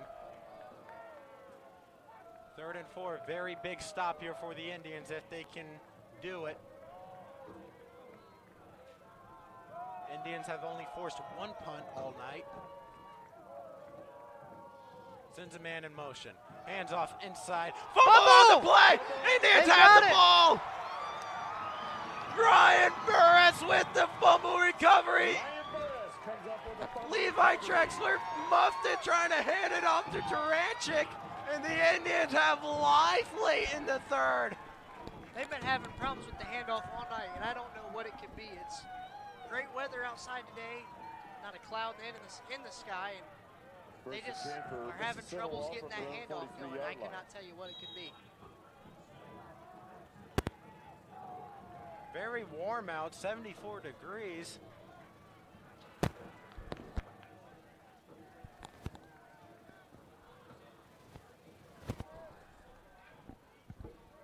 Nolan Quater will hand it off to Nolan. I mean, not what?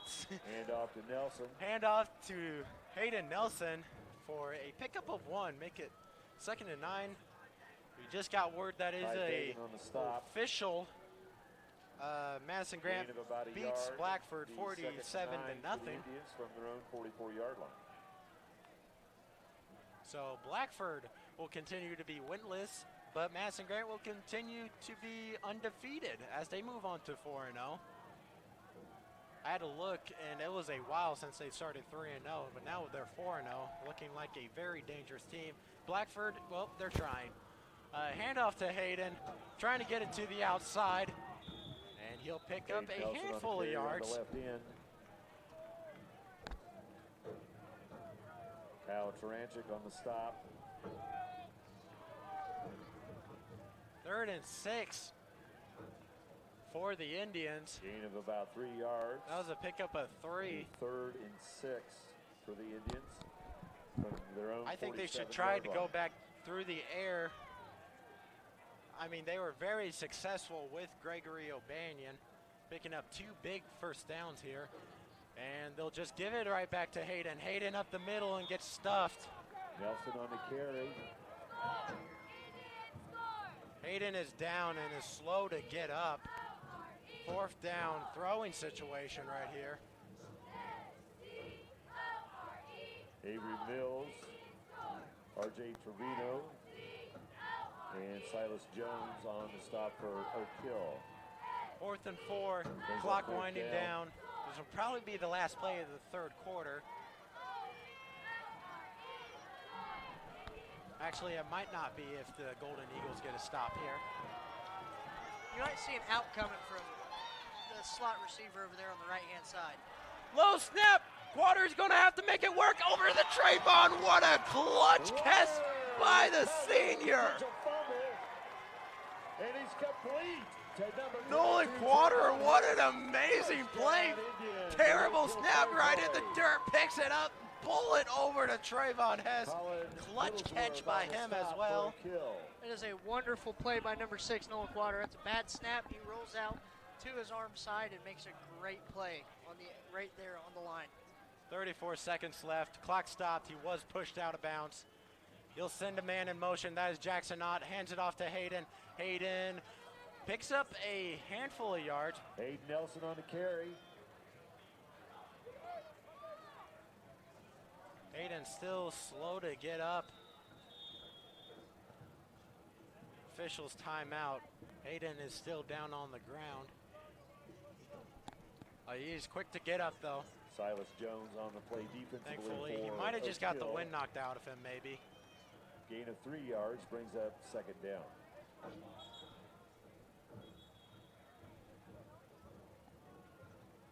Second and 7 here after a gain of 3 by Hayden Nelson. 20 seconds left on the clock.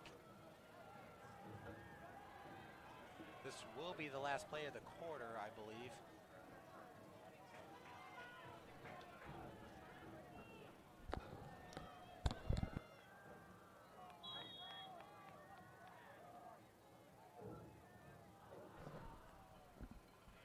Sends a man in motion. That is Ott. Inside to Elijah Monday. And up to number 33, Elijah Mundy. Avery Mills on the stop. Avery Mills on the tackle, and that'll do it for the quarter. And that's the end of the 3rd quarter. Oak Hill still leads 24-10 over the Mississinewa Indians. Do not go anywhere. We will flip the field, and we'll be back after this.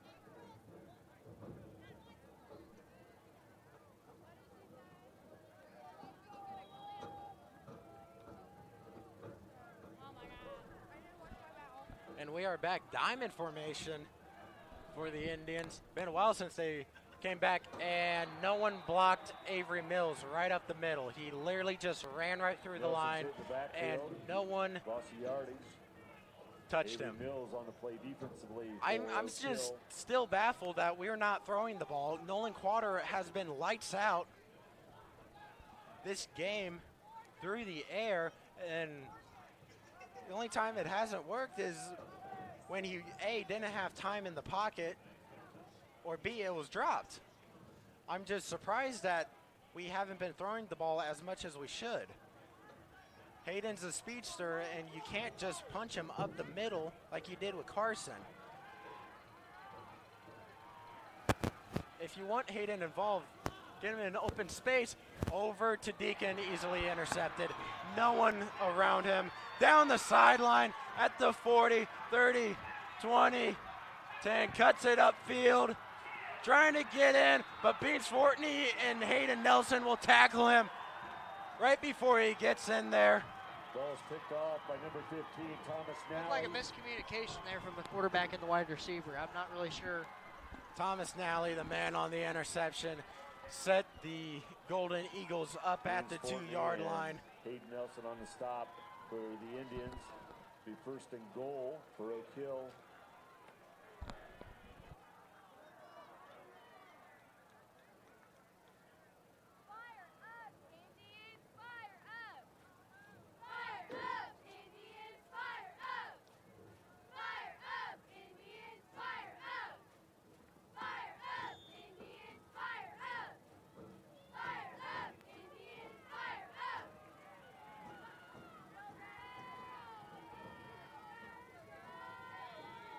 Hand off to Kyle Taranchik, and he takes Taranchik in for the touchdown.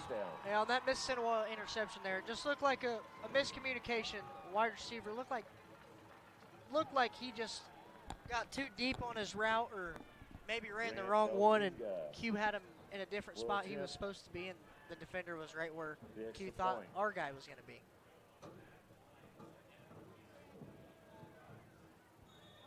Nonetheless, touchdown for the Golden Eagles, as Grant will now kick the PAT here, offsides, and actually run a fake and was immediately dropped by Hayden Nelson. I don't know what happened there. It Flags on the play. looked like offsides, and yes, it will be offsides. I was very confused by that. Offsides against the Indians.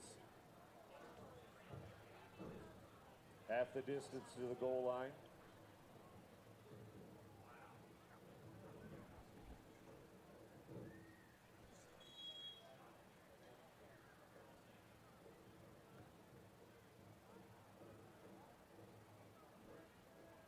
As they'll line up for the PAT once again. Grant's kick is up, and Kicks it up is and good. Remains With perfect 2 on the minutes night. and 51 seconds left. The ball 31 game. Oak to Hill 10. 31, Oak Hill Mississinewa 10. Golden Eagles lead over the Mississinewa Indians with 10 minutes and 51 seconds left. We will be right back after this.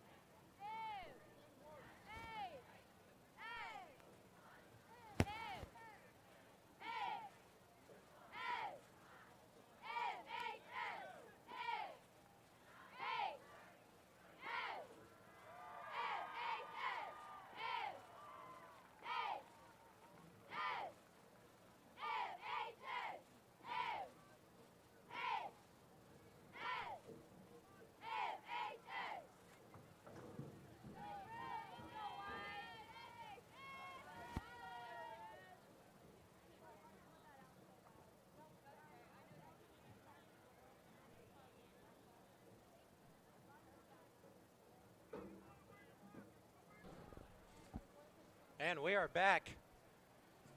Early in the fourth quarter, Eagles lead. Olzinga will kick off. Grant Eagles. will kick this one off.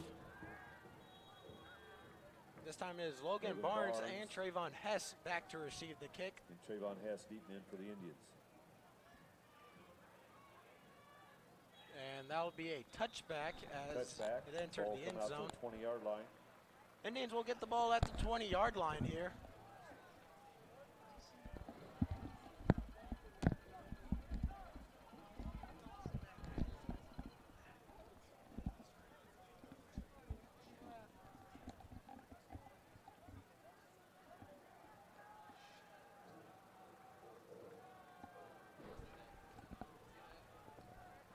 First and 10 at the 20-yard line.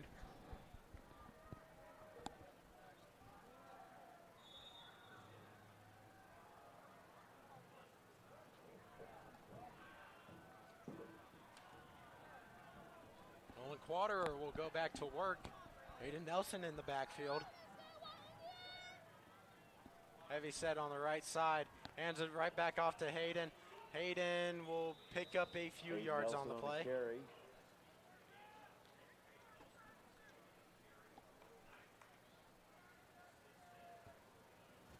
Lucas Hasty. Lucas and RJ Hasty Trevino on the stop tackle for the Oak Golden Hill. Eagles. Gain of about 3 yards brings up second down.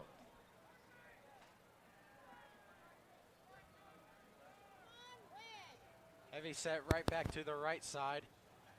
And muff snap. The fumble And on the Oak Hill play. got it. Fumble recovered in the red zone.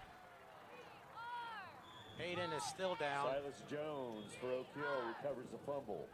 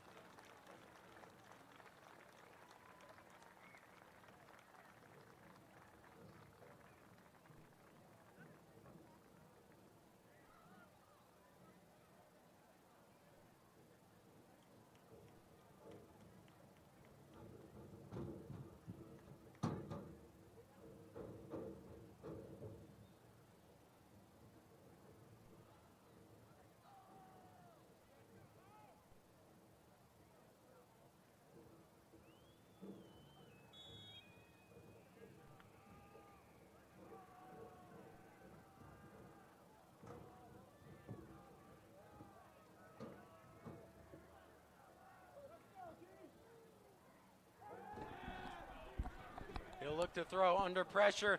Over to Workman. Workman trying to get in the end zone. He's in for the touchdown. No, he's just a yard short. Oh, no, they will actually do a little yard short. Never mind then. Beans Fortney on the stop. Beans Fortney on the tackle. Attaboy. 1 yard line of Mississinewa, where it'll be first and goal. I'm a big brother first, announcer second.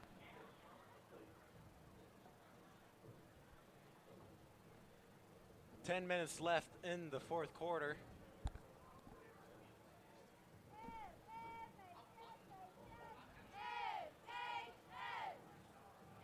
Drexler will go under center, and Taranchik just ran it in. Touchdown, Golden Eagles. Improve their lead 37-10.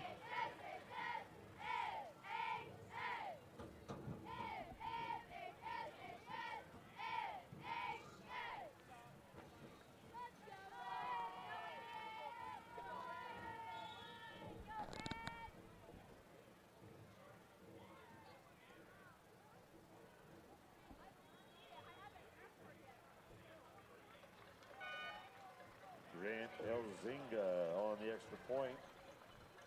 Grant Elzinga 9 minutes and 43 seconds left. Makes his kick with 9 minutes, 43 seconds Oak Hill left. 38. We'll try to get you an update on the other two CIC games as soon as possible.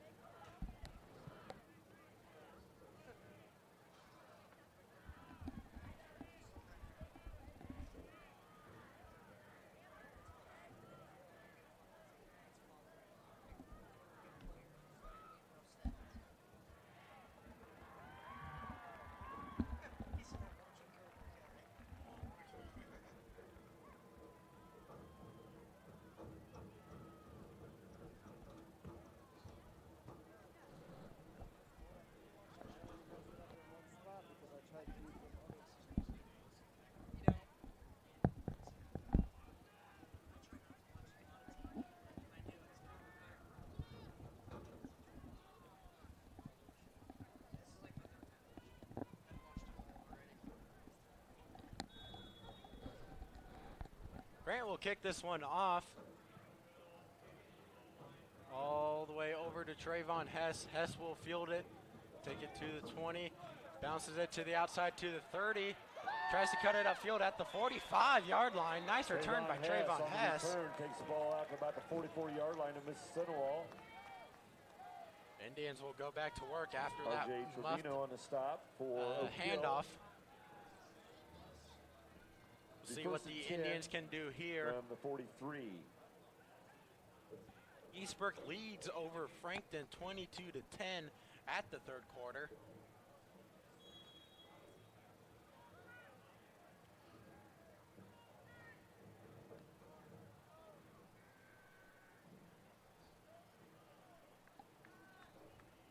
Gregory O'Banion now in the backfield with Nolan Quaterer.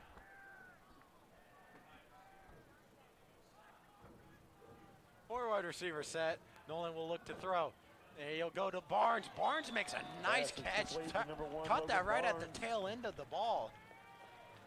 I think they just spotted him about a yard short on that, but takes the ball just inside. It looks good from our angle. Into Oak Hill territory. I guess it's second and two.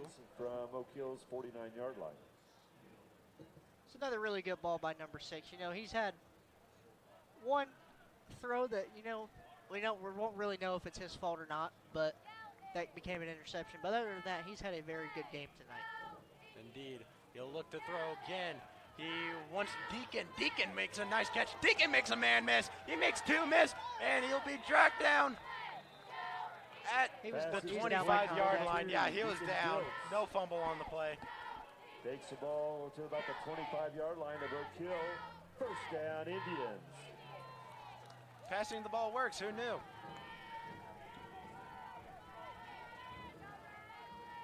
It'll be 1st and 10 for the Indians into Eagles territory.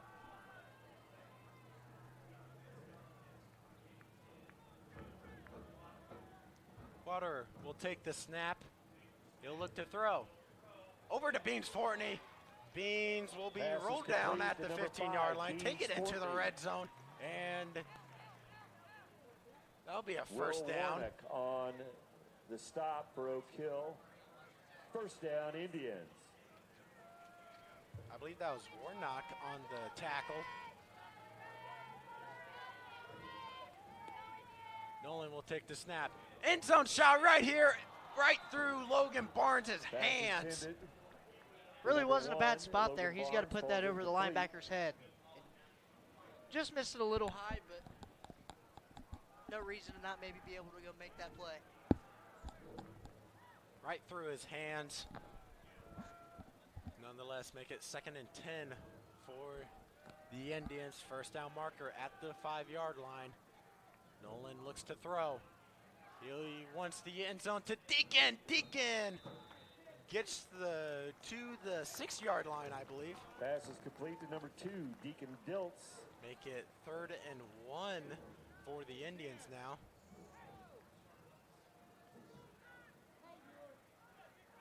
To the 6-yard line, 3rd and 1.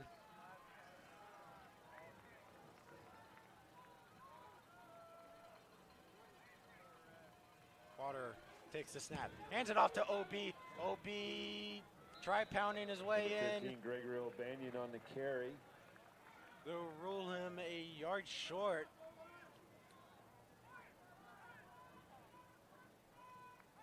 RJ Trevino and Silas Jones on the stop for Oak Hill.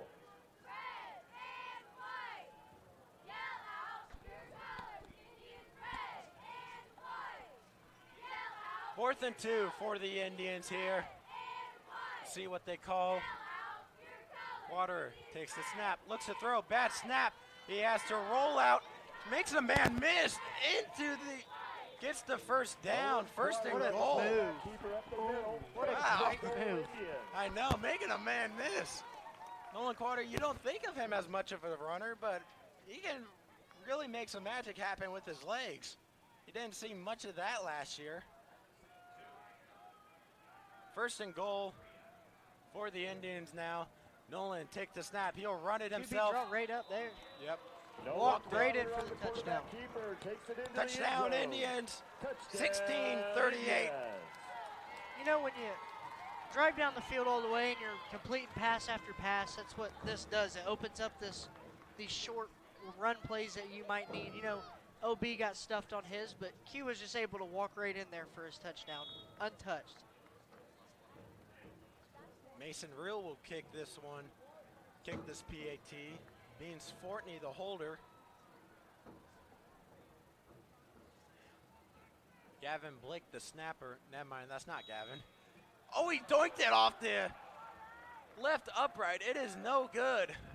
That is his second miss of the season. Unsuccessful with 7 minutes. Do not go. and 38 seconds left in Don't the go ball anywhere. game. We will be right Oak back Hill for the 38, final minutes of the Mississinewa fourth quarter. 16.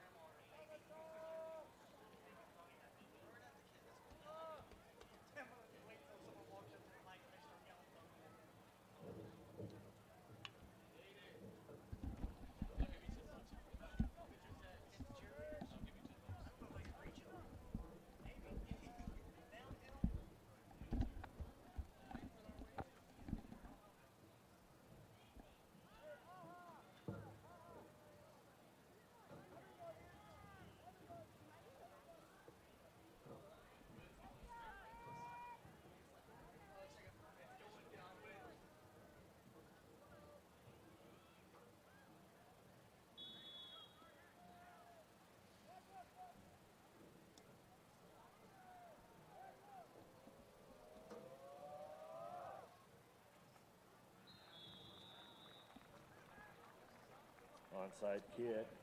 Thomas Nally falls on the ball. Be first and 10 for Oak Hill from their own 49-yard line.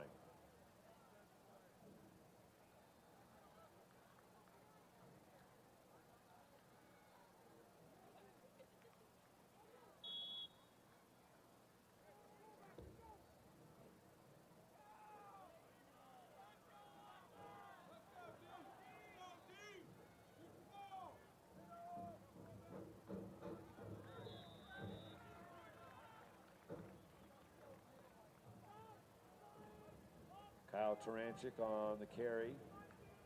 Gain of about 8 yards. Jackson Odd on the stop.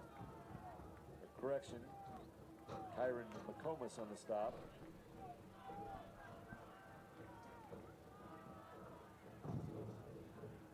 Second and 2 for the Golden Eagles.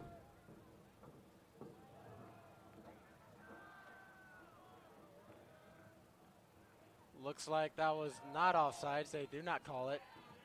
And Taranchik in the open field.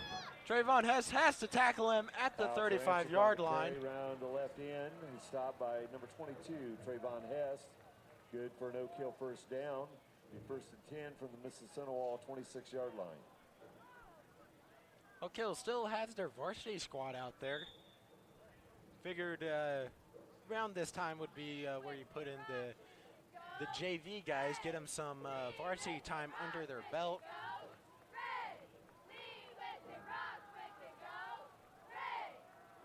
Could really help them learn the offense a little bit better for when it's their time to step up normally. And with a lead this big, it's almost for sure a Eagles win. I just don't understand why you would still have your varsity team still out here at this time. I think Oak Hill's just still a little bit sore from last year when we played them at their field, and well, did a lot worse than what they're doing right now. So I think this is their way of rubbing it into us.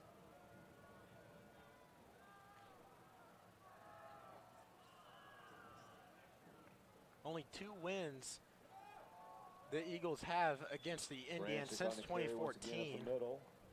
Both coming in that 2014 season and 2 years ago in 2020. Ryan Burris on the stop for the Indians. And we got a man down. Was not able to see. I was looking away who that is. That is Mikey Mobley.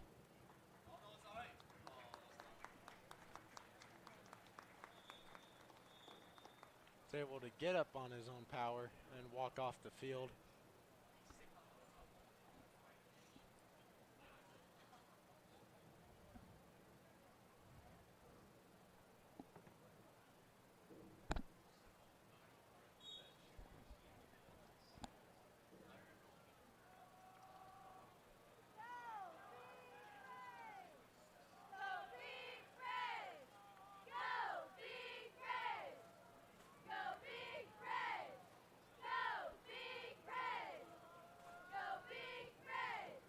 Under center goes Trexler. Hands off to Taranchik, and he'll be brought down by Keontae Woods and Ryan Burris. Keontae Woods and Ryan Burris on the tackle.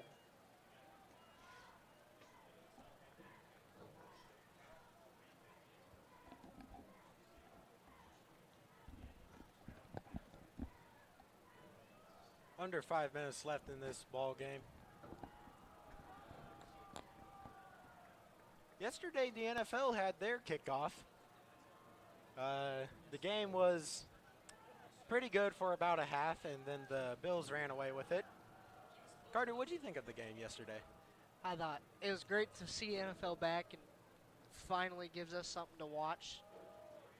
You know, Taranchik up the middle, takes it to the 1-yard line. Number 12, Kyle Taranchik. Not a basketball watcher. Baseball's not very fun to watch. Anymore for you, at least. Exactly. And Deacon Diltz when football comes around, it's way better. Gives you something to do on the weekends as well. I had Diggs on my fantasy team. I'm a happy camper. 1 yard I bet you are. I seen a stat today that Jalen Ramsey had, when thrown against him last night, the quarterback had a perfect passer rating of 158.3.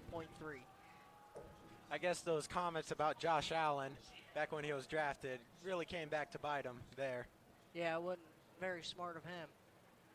Drexler will hand it off, and he might have actually got stuffed there. Nope, looks like he's in for the touchdown. Oh, never mind then. For an no-kill touchdown. Touchdown, Golden Eagles, 44-16. Rest of the season kicks off on Sunday. My Denver Broncos actually play Monday against the Seahawks, and that's the Geno Smith-led Seahawks, so I'm very confident in a win here. Even if Teddy Bridgewater was still our quarterback, I'd still be confident in a win there. What about you? I don't remember who the Bears play. They play the 49ers. Well, that was the Bears season, everyone, as they'll be back the next season, and the next season after that, and the next season after that. Never. It won't ever happen. 45-16, Golden Eagles lead over the Indians. I'll probably be a Colts fan after the first 10 weeks. First 10? Yeah, about 10. Say that's a little early. I mean, late for you. Well, fair enough. You're probably right. Hey, to be fair, I ain't got much room to talk. I mean, I witnessed my team win a Super Bowl. Then never do anything after. Yeah, then never do anything after. I'd have mental breakdowns on my Instagram like midway through October when we absolutely sucked against a team that we should have dominated against.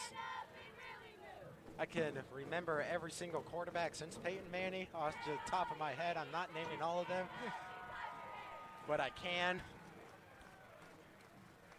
4 minutes, 12 seconds left in the fourth quarter.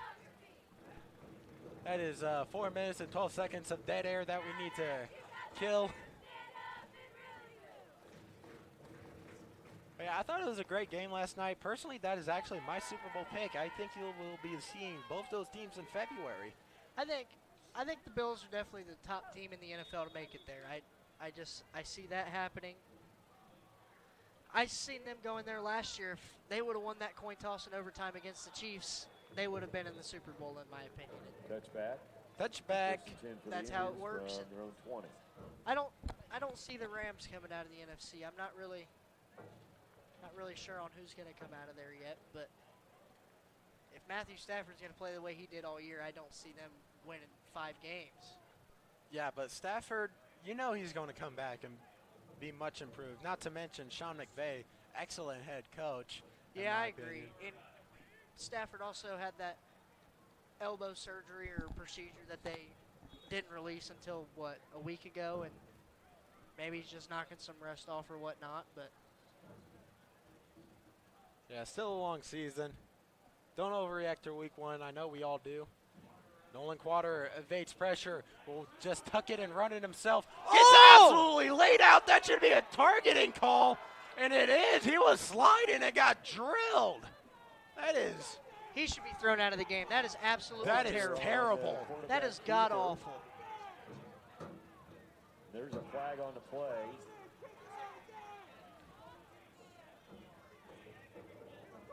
He should not be in this game or the next game. He should be gone.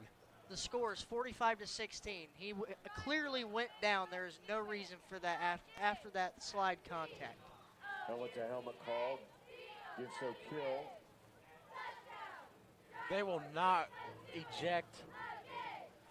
They will not eject anyone out of that play, but that is awful. That is just terrible. That is absolutely terrible. No reason for that whatsoever. Thankfully, he got up right after that, though. That is a good sign. He's still feeling it. It's not there.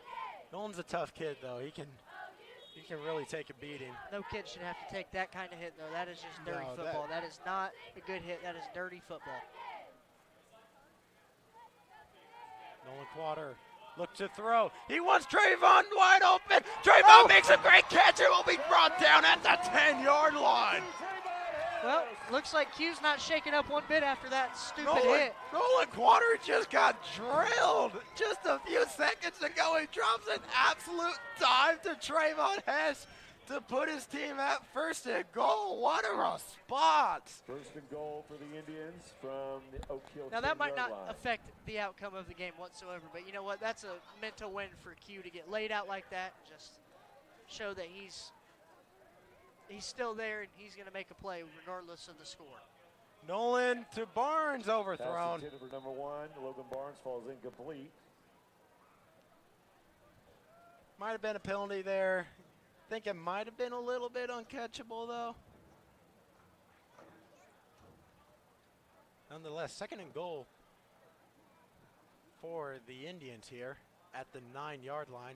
Excuse me, the 10-yard line, actually.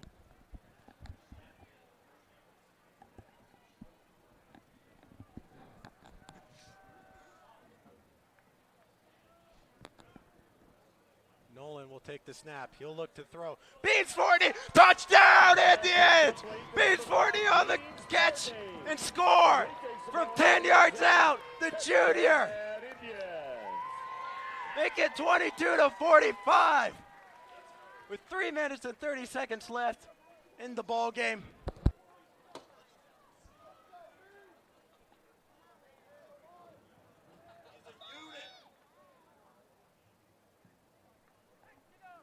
Indians will go for 2.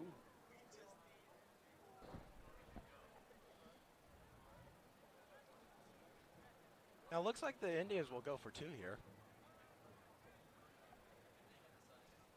Nolan Quater takes the snap, hands it off to Jackson. Jackson got drilled immediately by Avery Mills. No good. Hand off to Ott and Avery Mills. Don't go anywhere. We will be right back for the final 3 minutes and 30 seconds. Left in the ball game. Oak Hill 45, Mississinewa 22.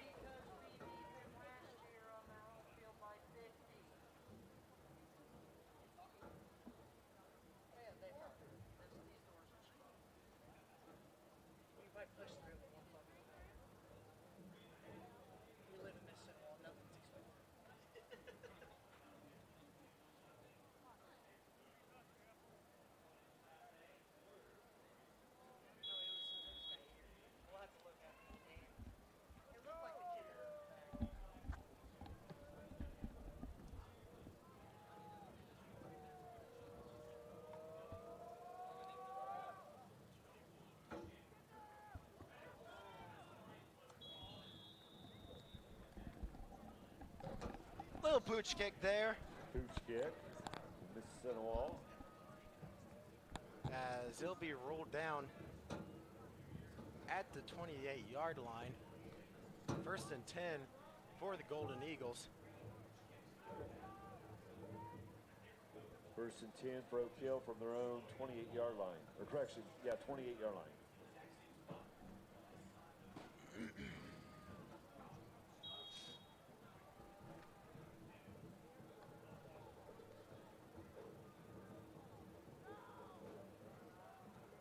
Levi will go right back under center, send a man in motion, and he'll give it to Taranchik. Taranchik on the carry up the middle.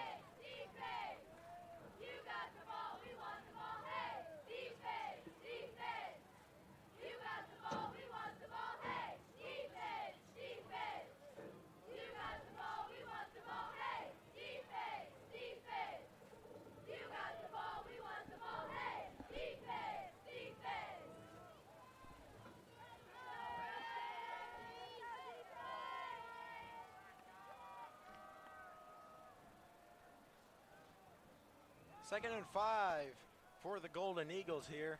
Under center is Levi. Levi will hand it off to Austin. Looks like they've got some of their younger guys in now. Hand off to number 20, Austin Lawrence.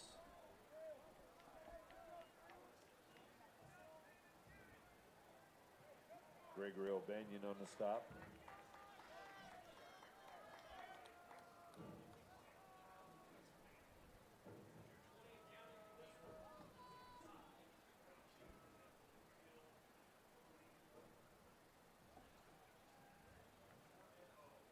Two minutes left on the clock.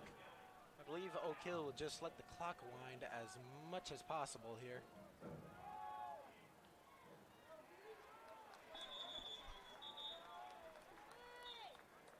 Hand out to Lawrence. I believe that hit on Nolan might have been number 11, Colin Middlesworth, from the previous play. First down, from Oak the Hill. previous drive, I mean. Under 2 minutes left in this ball game.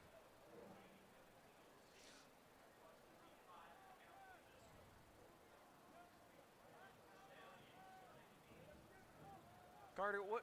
I know you've been blown out in a game before. Not to Junior year was a very hard year. But what goes through your mind in games like these? At this point, you just want to try and really work on your craft. You know you're not going to be anything. You're not going to make a great play. There's no point. You just want to really work hard at doing the right things at that point in the game, just for next week.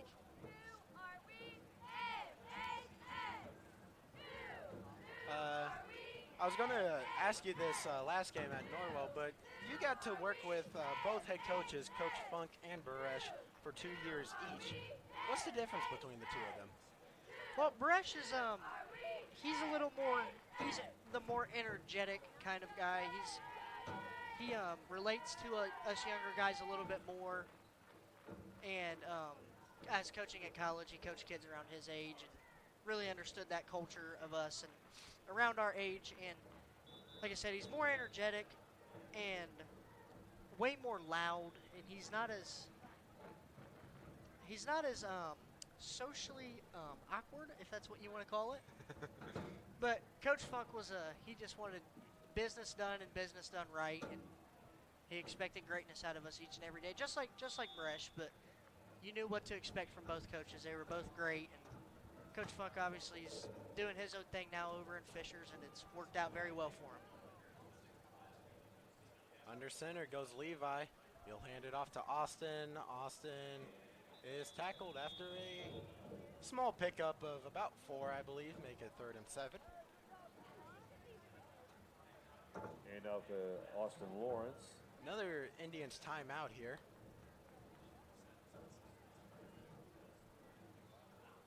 With 1 minute, 17 seconds left.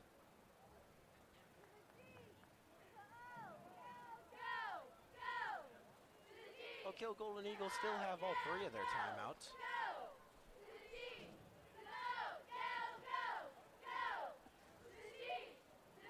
So next week, the Indians will be going to Frankton. The Golden Eagles, on the other hand, will be playing at Madison Grant. That is going to be a very, very tough game, actually. Very close. Both teams will move on to 4-0. That'll be I think that could possibly be the game for the CIC, and I wouldn't be surprised if whichever team comes out on top. Either way, they're both very good football teams. Levi will take the snap, hands it off to Lawrence, and he'll be tackled short of the first down. Make it 4th down for the Golden Eagles. Another timeout by Coach Baresh.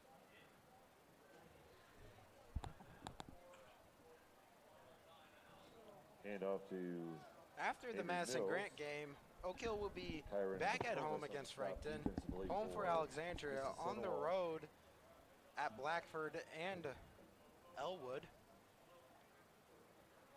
So they could easily finish out undefeated going into sectionals if they play their cards right against Madison Grant. Madison Grant. I could very well see it happening. Actually, I could see it happening for both teams, Madison Grant or Oak Hill. The Indians, on the other hand, like I said, will be traveling to Frankton. We'll be right back here for Alexandria, then homecoming, and then they'll play Elwood and then Eastbrook for the final home game of the season. That is senior night. Very high snap to Mills. Mills has to make something happen. Burris misses a tackle. And he might have just gotten a first down out of a broken play. He's able to move the chain somehow. 2 missed tackles there. Logan Barnes had to bring him down. Just went from bad to worse, to worse, to worse, to worse for the Indians.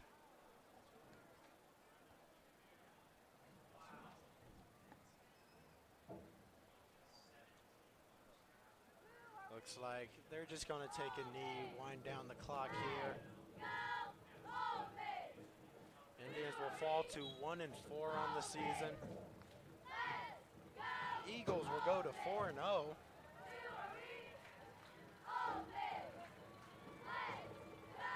And that'll do it. Oak Hill wins 45-22. I like to thank the entirety of the TribeTV crew for showing up and working this football game. Looked like to be a good one early on, but unfortunately it got away from the Indians. A lot needs to be fixed if you're an Indians fan. 45, Mississinewa 22. A lot of drop passes, a lot of penalties. Also, some rough play calling, in my opinion. Carter, any final words on the game? Well, I think if you're Mississinewa here, it's just back to the drawing board. You know, you're starting out the season